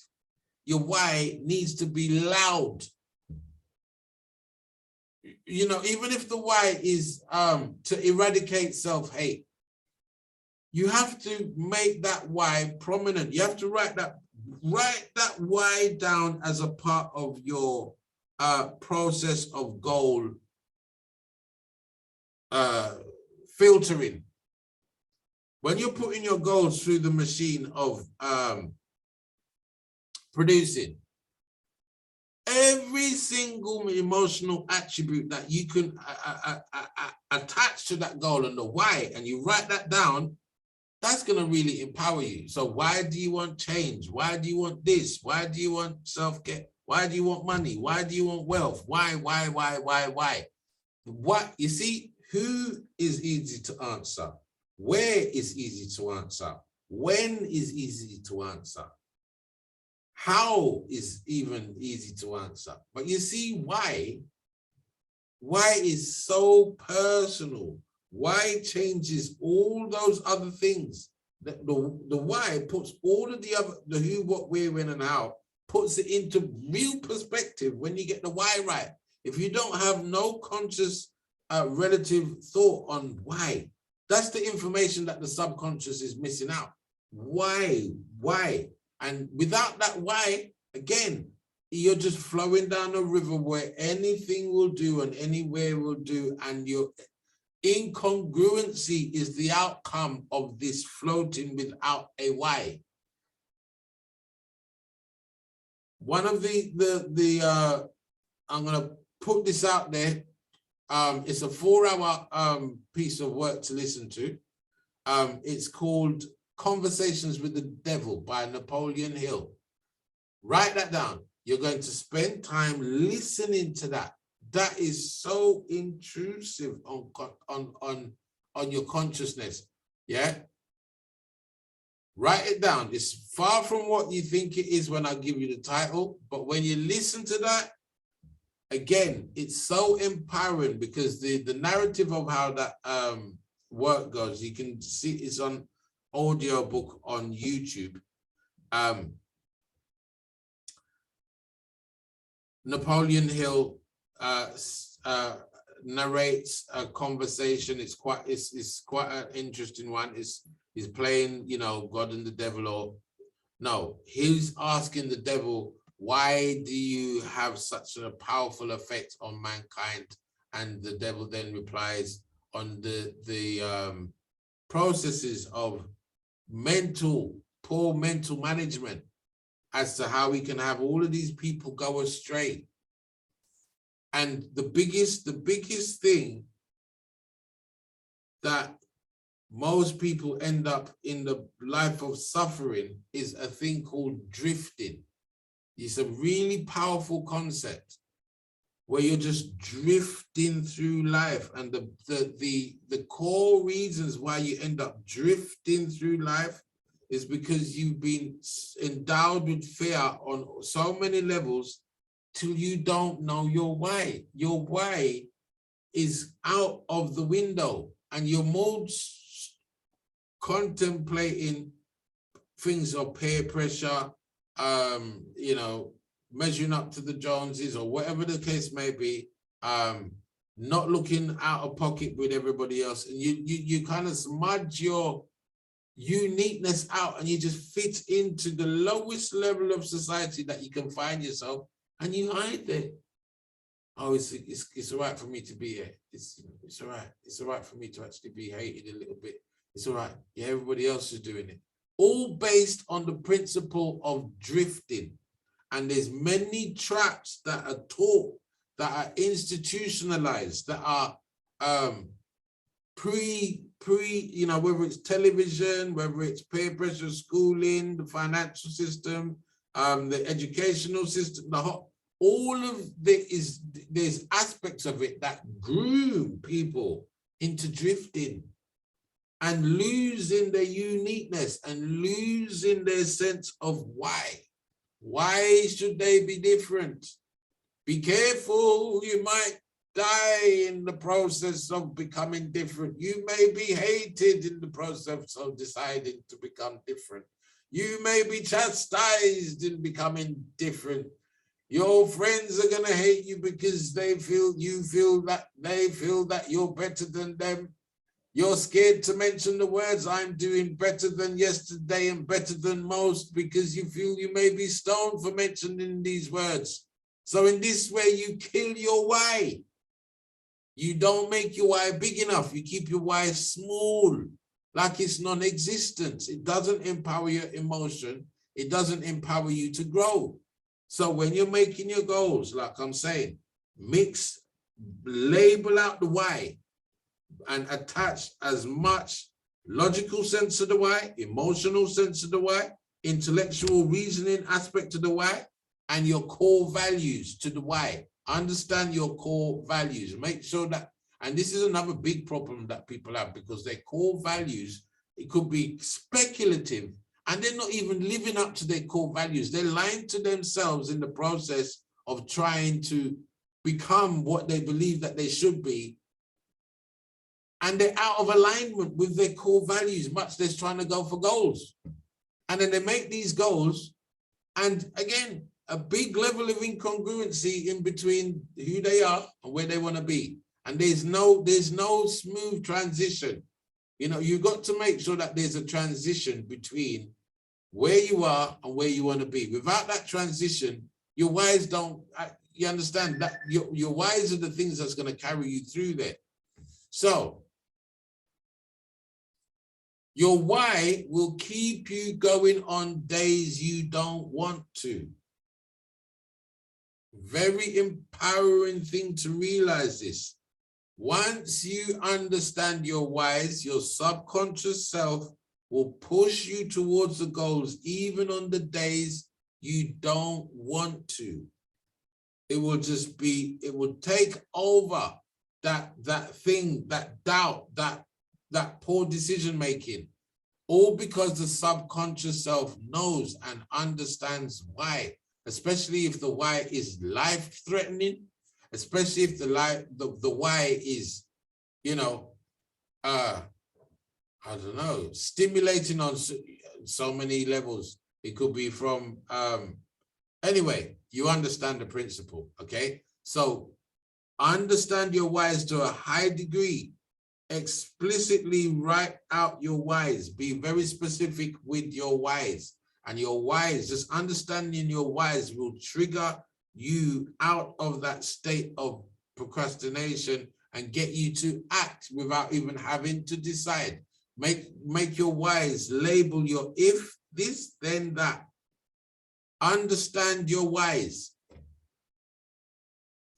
And now let's look at this thing of incongruency that I've been talking about, because incongruency is the last aspect of dealing with self, so we can deal with setting solid goal plans in moving forward, in a solid mindset that once we know we commit to something, it's congruent.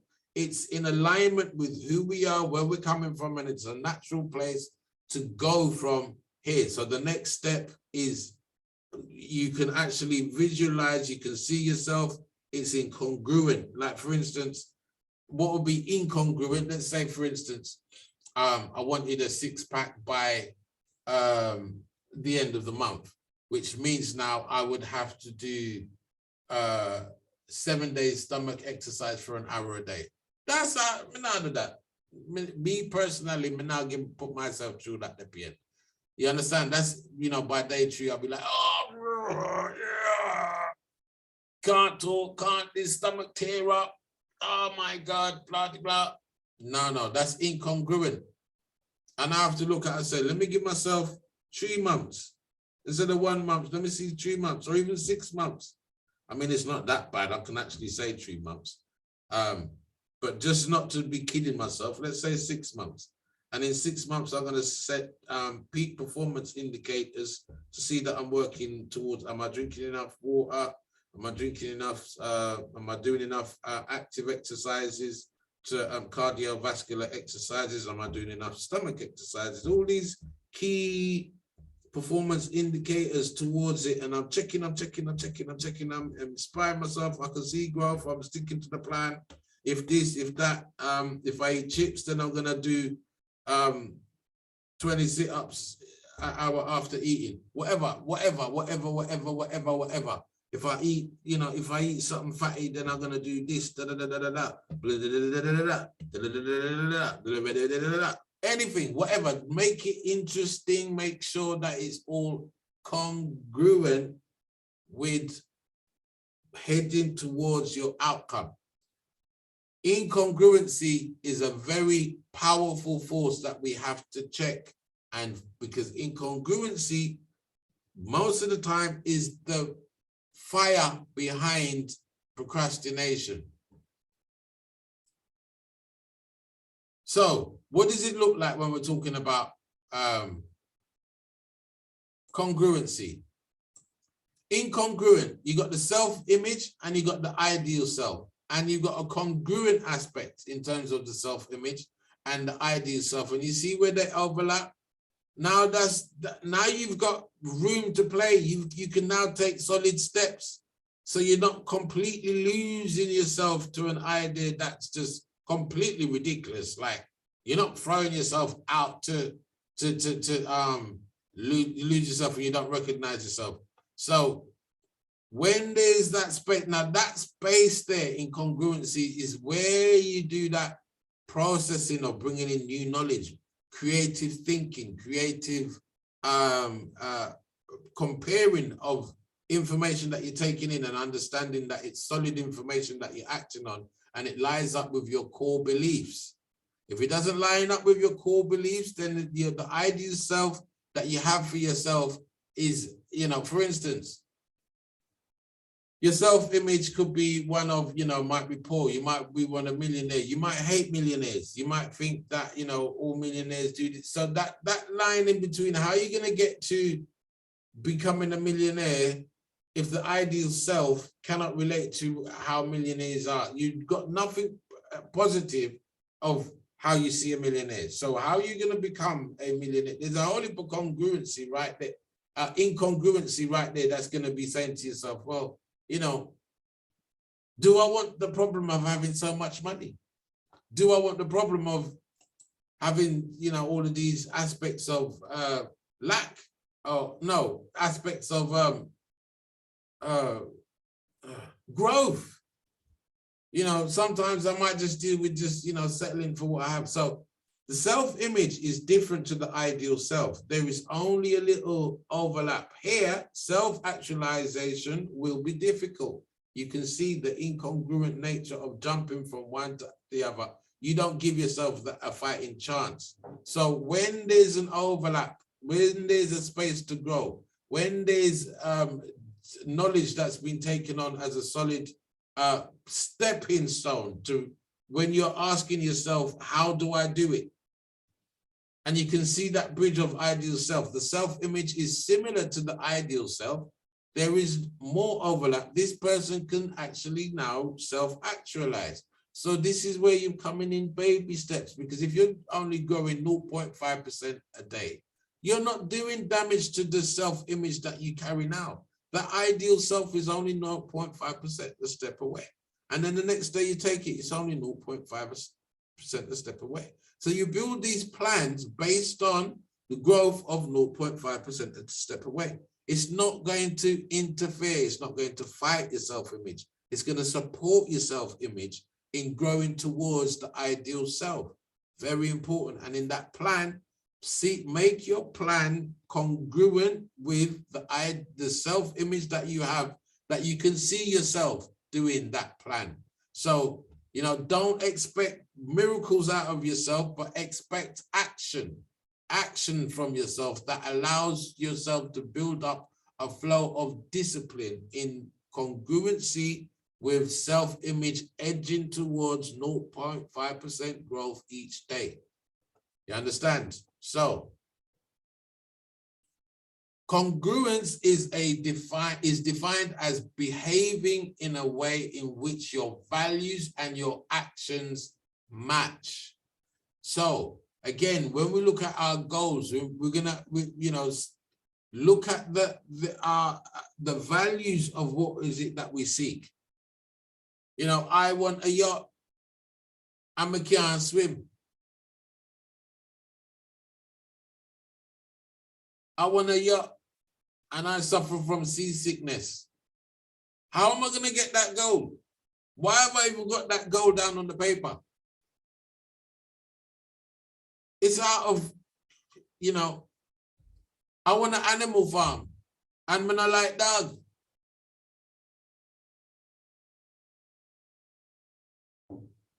What are my values? Are my values in alignment with my plans? Am I going to take actions that are based on my values? So the more that we make this congruent in the space of it's likely that we're going to take action based on the values that we have, then we can slowly edge our way towards 0.5%, half a percent growth each day. That's all you've got to commit to. 0.5% growth each day. And if you do, even if you say, okay, I'm going to do 5 minutes skipping each day, that's 0.5%. You don't have to do 6 minutes or 7 minutes. Just stick to that.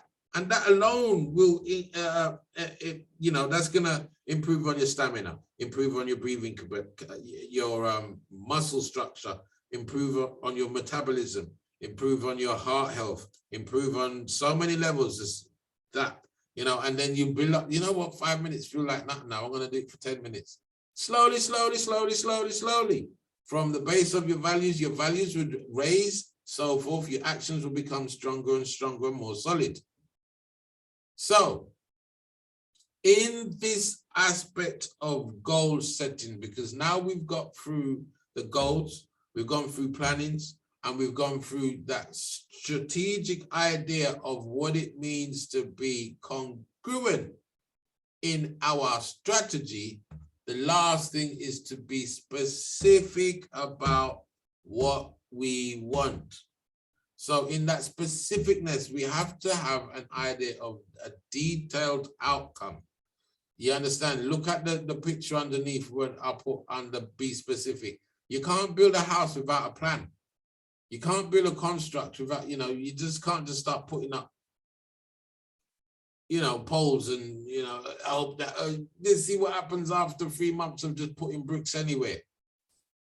I used to love that program, that house building where people, what was that program called?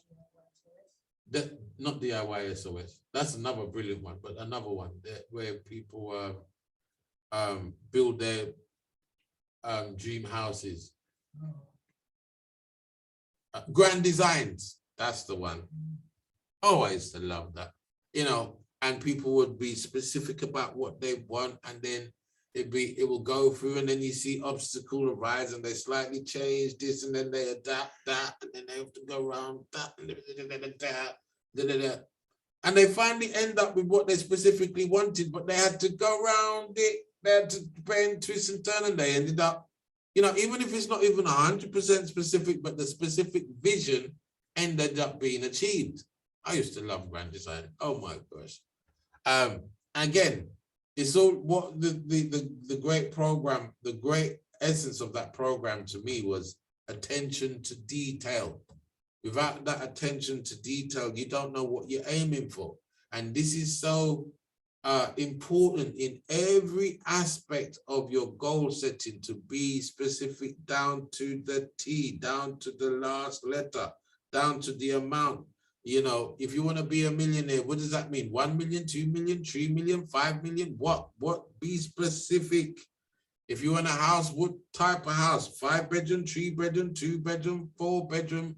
You got to put it out there. You have to be specific down to the T. And you have to know why you want these things. Be specific in understanding why. So last week I went through just to go over a few things. Last week I went through that SMART aspect. It's being specific, measurable, attainable, relevant, and time-bound.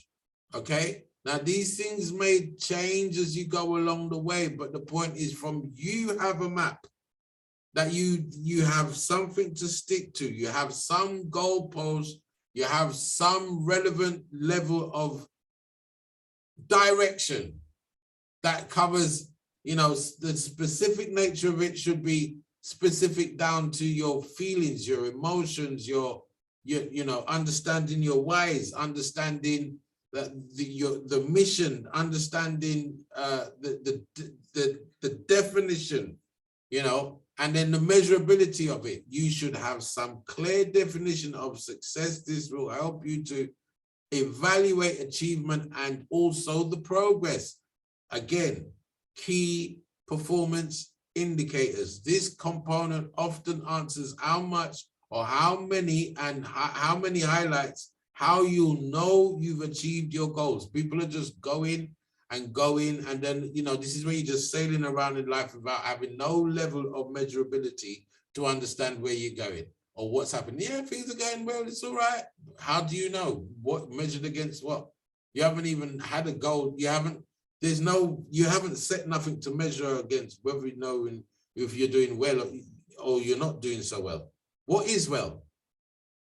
If you don't have a goal, then what is well? If you don't have a plan to understand what is well to you, then what is well? So attainable, make sure that it's attainable, like it's achievable. You're not just blowing wind in your head thinking that you can achieve something that you can't achieve. I was working with a client, you know, helping her through her breathing and so forth. And she said she wants to go to Ghana and settle in Ghana. And I said, okay, that's really interesting. You know, then she goes, you know, I can't even walk 2 minutes down the road. I'm thinking, hold on a minute, you can't even walk 2 minutes down the road. What? Ghana, you got to do a whole heap of walking more than 2 minutes down the road. Yeah, and you know, I like the cold. I don't actually like the heat.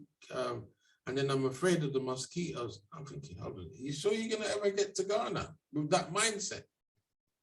You need to build up the strength to be able to walk down the road for at least 10 minutes. You know, I'm not saying that, you know, I'm not saying, you know, put something in behind the work behind, you know, let's really develop this breathing thing that I'm helping you pull through to give you more stamina in your body. You know, week one goes by, you know, when we started, she was on 19 seconds and she can only hold her breath for 19 seconds. Some helping her. I got her up to 47 seconds one point, and then there was a dip. She's back down to 9. I'm thinking, what is going on? What? One day, you know, she's come, oh, I'm so tired. It's 11:30 in the morning. Oh, I'm so tired.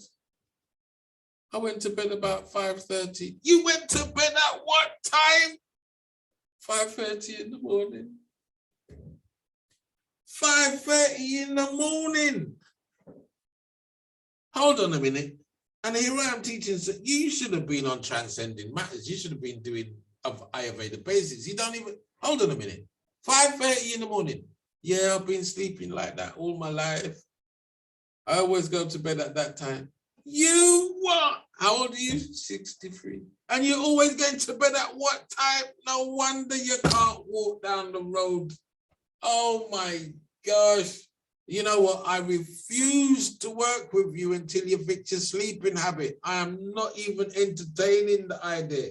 The way how you're completely incongruent with what's coming out of your mouth and the things that you need to change to align.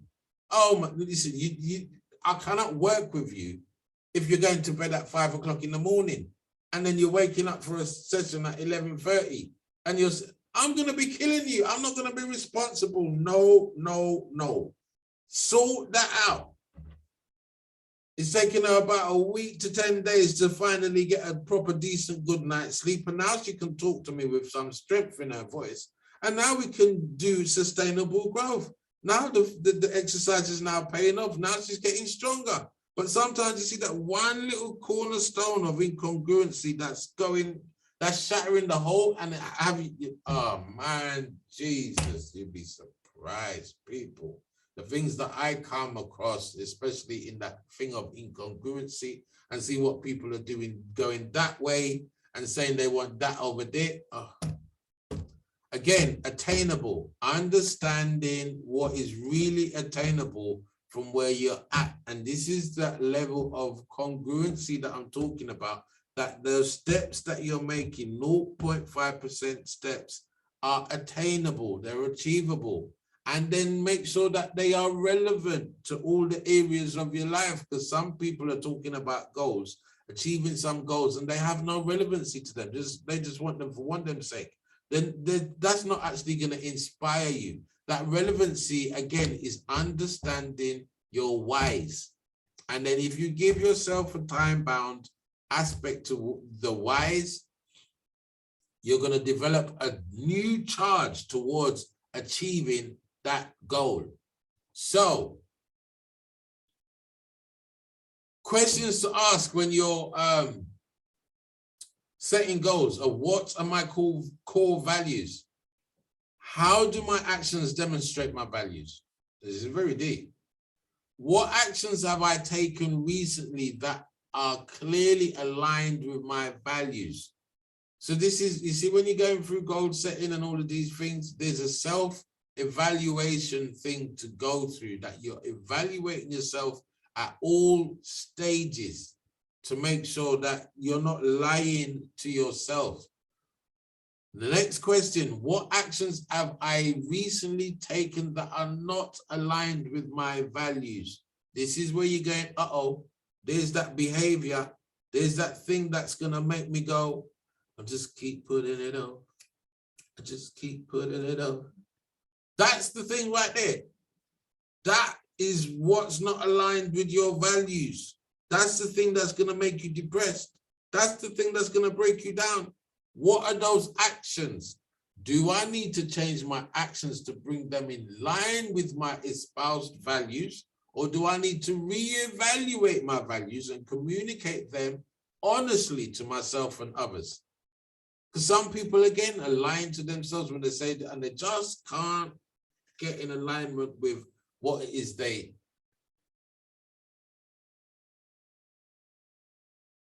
We had a guest staying here recently. Me and Letitia's, you know, vegetarians and that. And just to fit in, because I love vegetarian, yeah, and pork, no, I don't eat pork, no. That's, no, that's not me at all. No.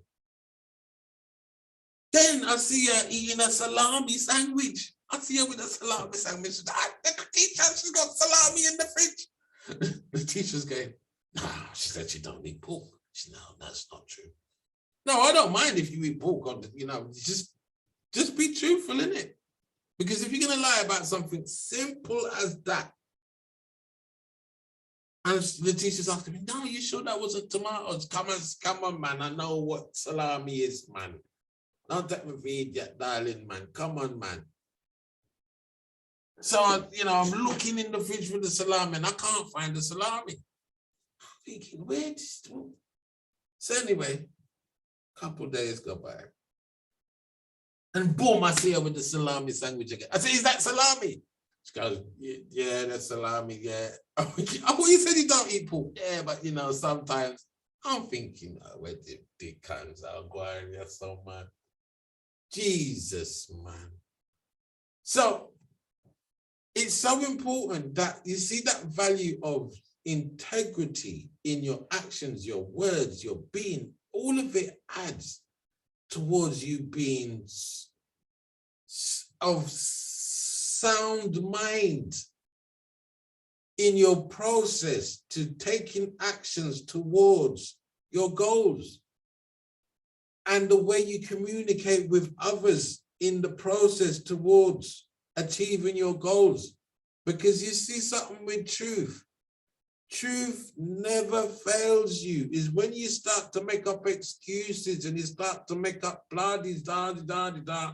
And you guess what? You see, when you're doing all of that, people can see it written on your face and it disempowers you. People can see that you're lying and it's disempowering you. You're even disempowering yourself. So truth in that aspect of being totally integral to your words, your actions, especially when it comes to self-growth, especially because self-growth means you're going to take on challenges and changing your environment, changing your behavior, changing your circumstances, changing your outcomes through processes, through plans and to act on these plans with a surety, knowing that you're going to act on if this, then that. The integrity has to be sound. Without integrity, the whole thing flop.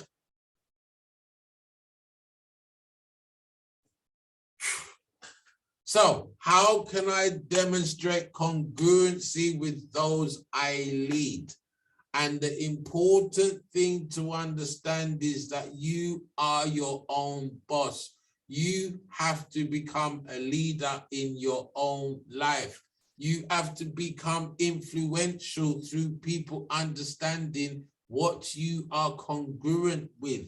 Your values has to speak through for themselves in word, action, and everything. If it's a new level that you see in yourself, you have to be consistent with that new level. If you see yourself stronger, you have to be consistent in being stronger. If you're being more vocal, you have to see yourself as being more vocal. If you're being more confident, you have to see yourself as consistently being confident.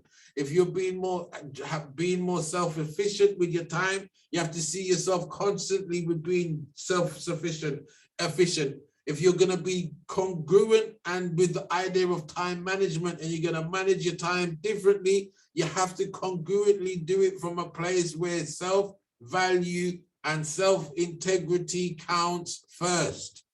You put that first at and that is empowered by your why.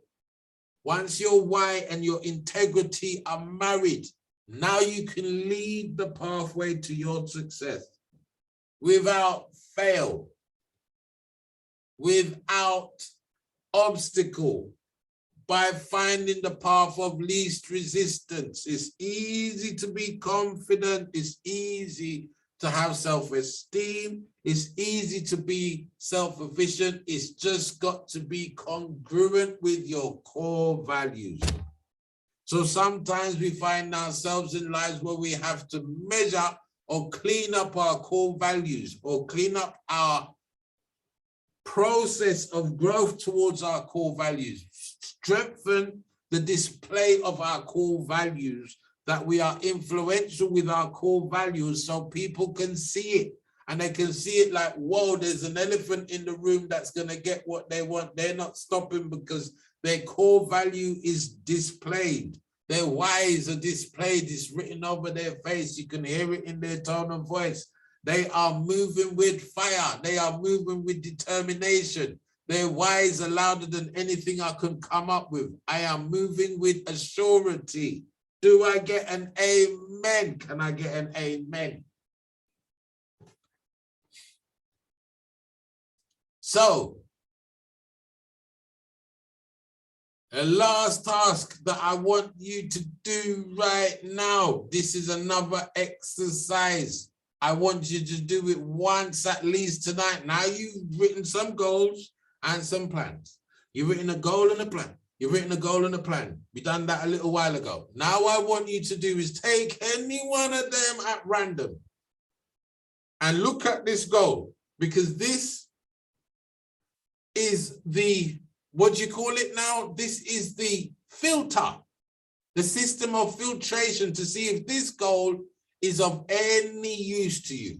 And the thing is, what you have to do now is see the vision. What am I aiming for with this goal? What is this goal? What does this goal actually look like?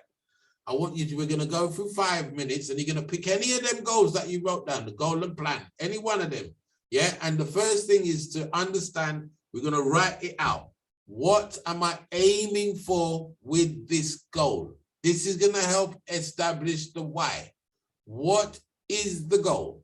Okay. And then why is this important to me? Write this down. Why is this goal important to me? This is going through the filters to make sure it goes deep in the subconscious. So the subconscious now takes it as a next level of survival instinct. You're now going into a deep level of action as, what's the word? The psychology of action. You're tapping into the real core nitty-gritty of where you program that information as to why you're going to take action. So write down, why is it important? Does it align to things I value?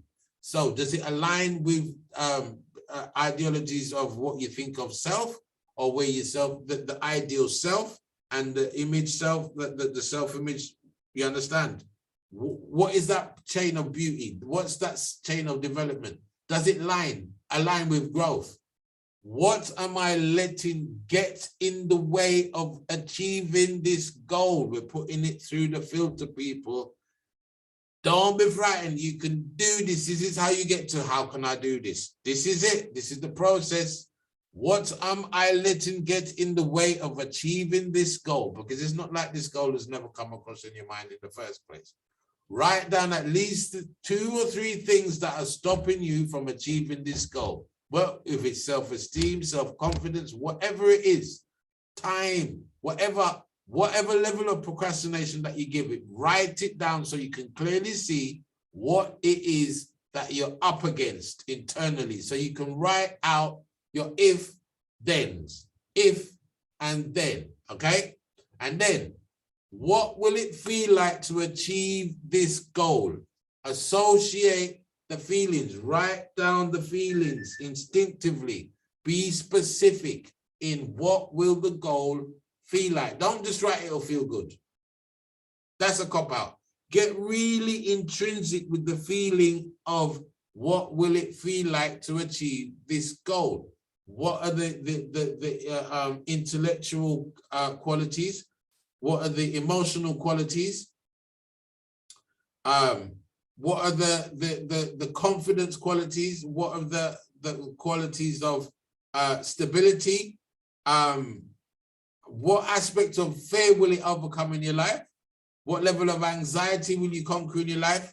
Write down what would it feel like specifically. And then I want you to write down, what can I do within the next 24 hours, 0.5%, to bring it closer to this goal? And finally, what small reward can I give myself for taking this step? So you got 5 minutes to take one of these goals and answer all of these questions. And then I just might free you up to go to the bed. I've got 2 more slides no, I think it's 1 after this, 1 or 2 as a closure, as to give you, once your goal has gone through this filter, then you can say, right, now it's got this step, let's really map this thing out and plan it out. And this template you should take, download, copy, and put it in your journal, or even you get another book for goal planning and goal setting, so you can keep reviewing. So you could do it in your journal or another book, but have this as a method of thorough investigation on the process of building your goals. And also, make sure you set aside a time for goal planning every day. Make sure you set a time for goals and plans every day, even if it's the first part of the day. If it's 5 minutes, and then expand it to 7 minutes, because the more that you plan, the more you will achieve, the more you will succeed towards going towards an outcome. Those who fail to plan to fail. Those without a plan end up doing more things than those who have a plan. You end up doing things for yourself and other people. You end up doing more things that you don't even want to be doing. But you have a solid plan in going through the steps like I've explained.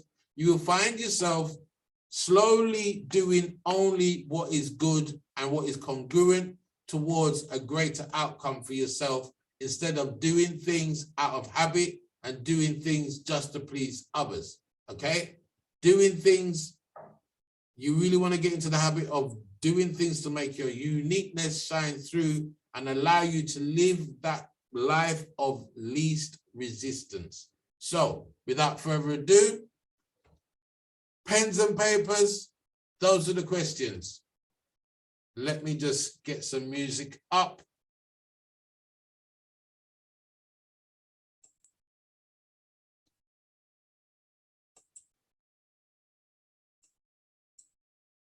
Enjoying that moment, enjoying the moment. So,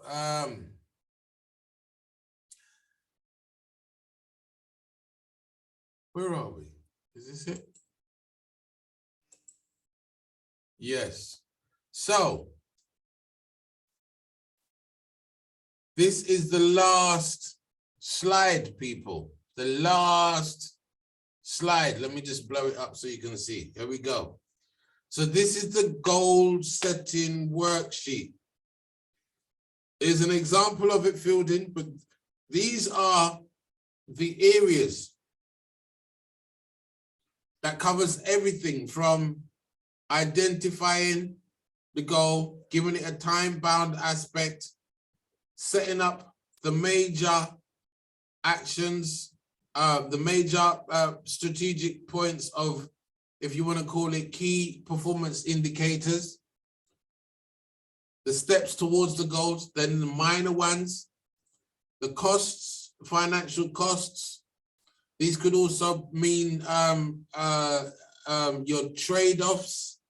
What, you know, when we looked at the trade-off, what is going to cost you, not necessarily monetary, but emotionally, so forth.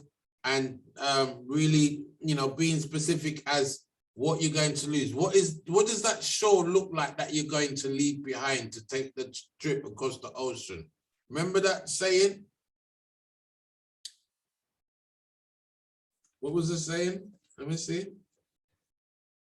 You can never cross the ocean until you have courage to lose sight of the shore.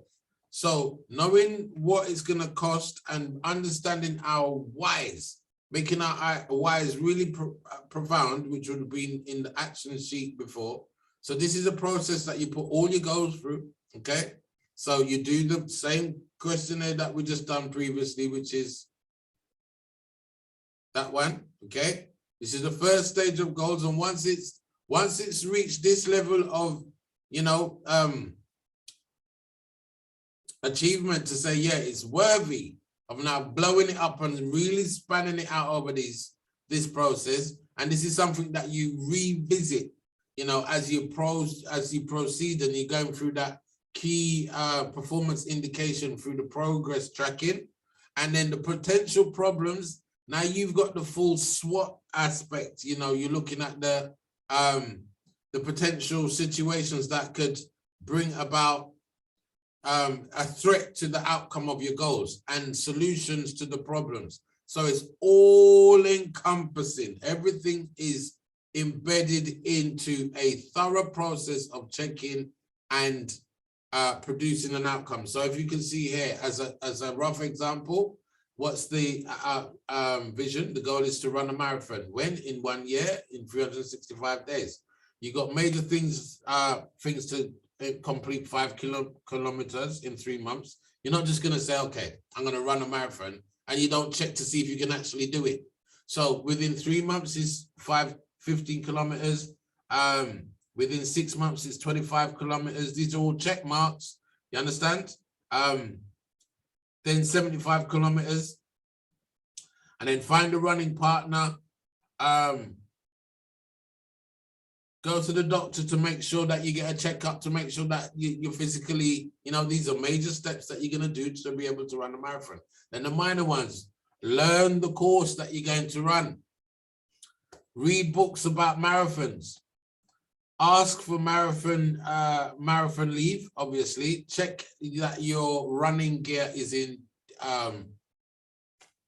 good nick for the marathon. Another one could be speak with previous marathon runners, associate with previous marathon runners, and learn from their experience and find out insights as to what to look at, the pitfalls and the so forth.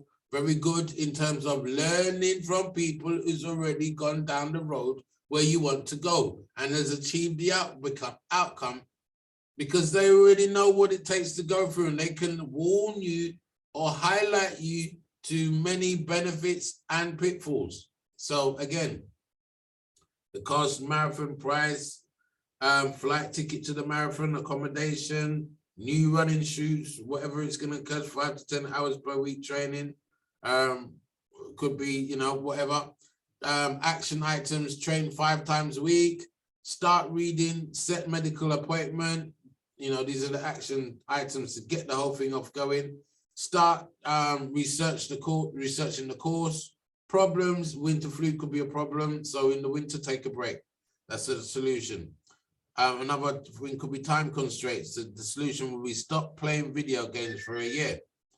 Again, that's a cost right there. You're gonna stop something that's negatively affecting, that's gonna eat up the time for you to be able to do the outcome. So you sacrifice something that has of no value in your life, that that's actually draining your energy from aiming towards a goal. This is like the mindset of an Olympian. An Olympian knows what to sacrifice in order to achieve goals.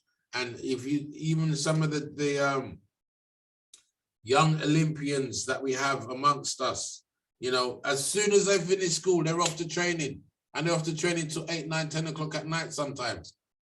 You understand? So health problems, check severity. If not serious, delay marathon. If serious, settle for half a marathon.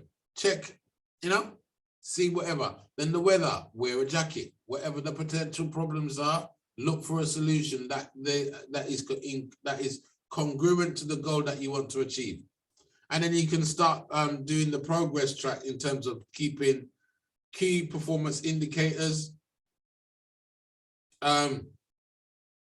And again, the more rich that you have in terms of formulas that are helping you, many keep, not just the running, it could be the reading, the running, the medical checks, the association with other marathon runners. Keep a check on everything that you're doing that is incongruent with achieving the goal.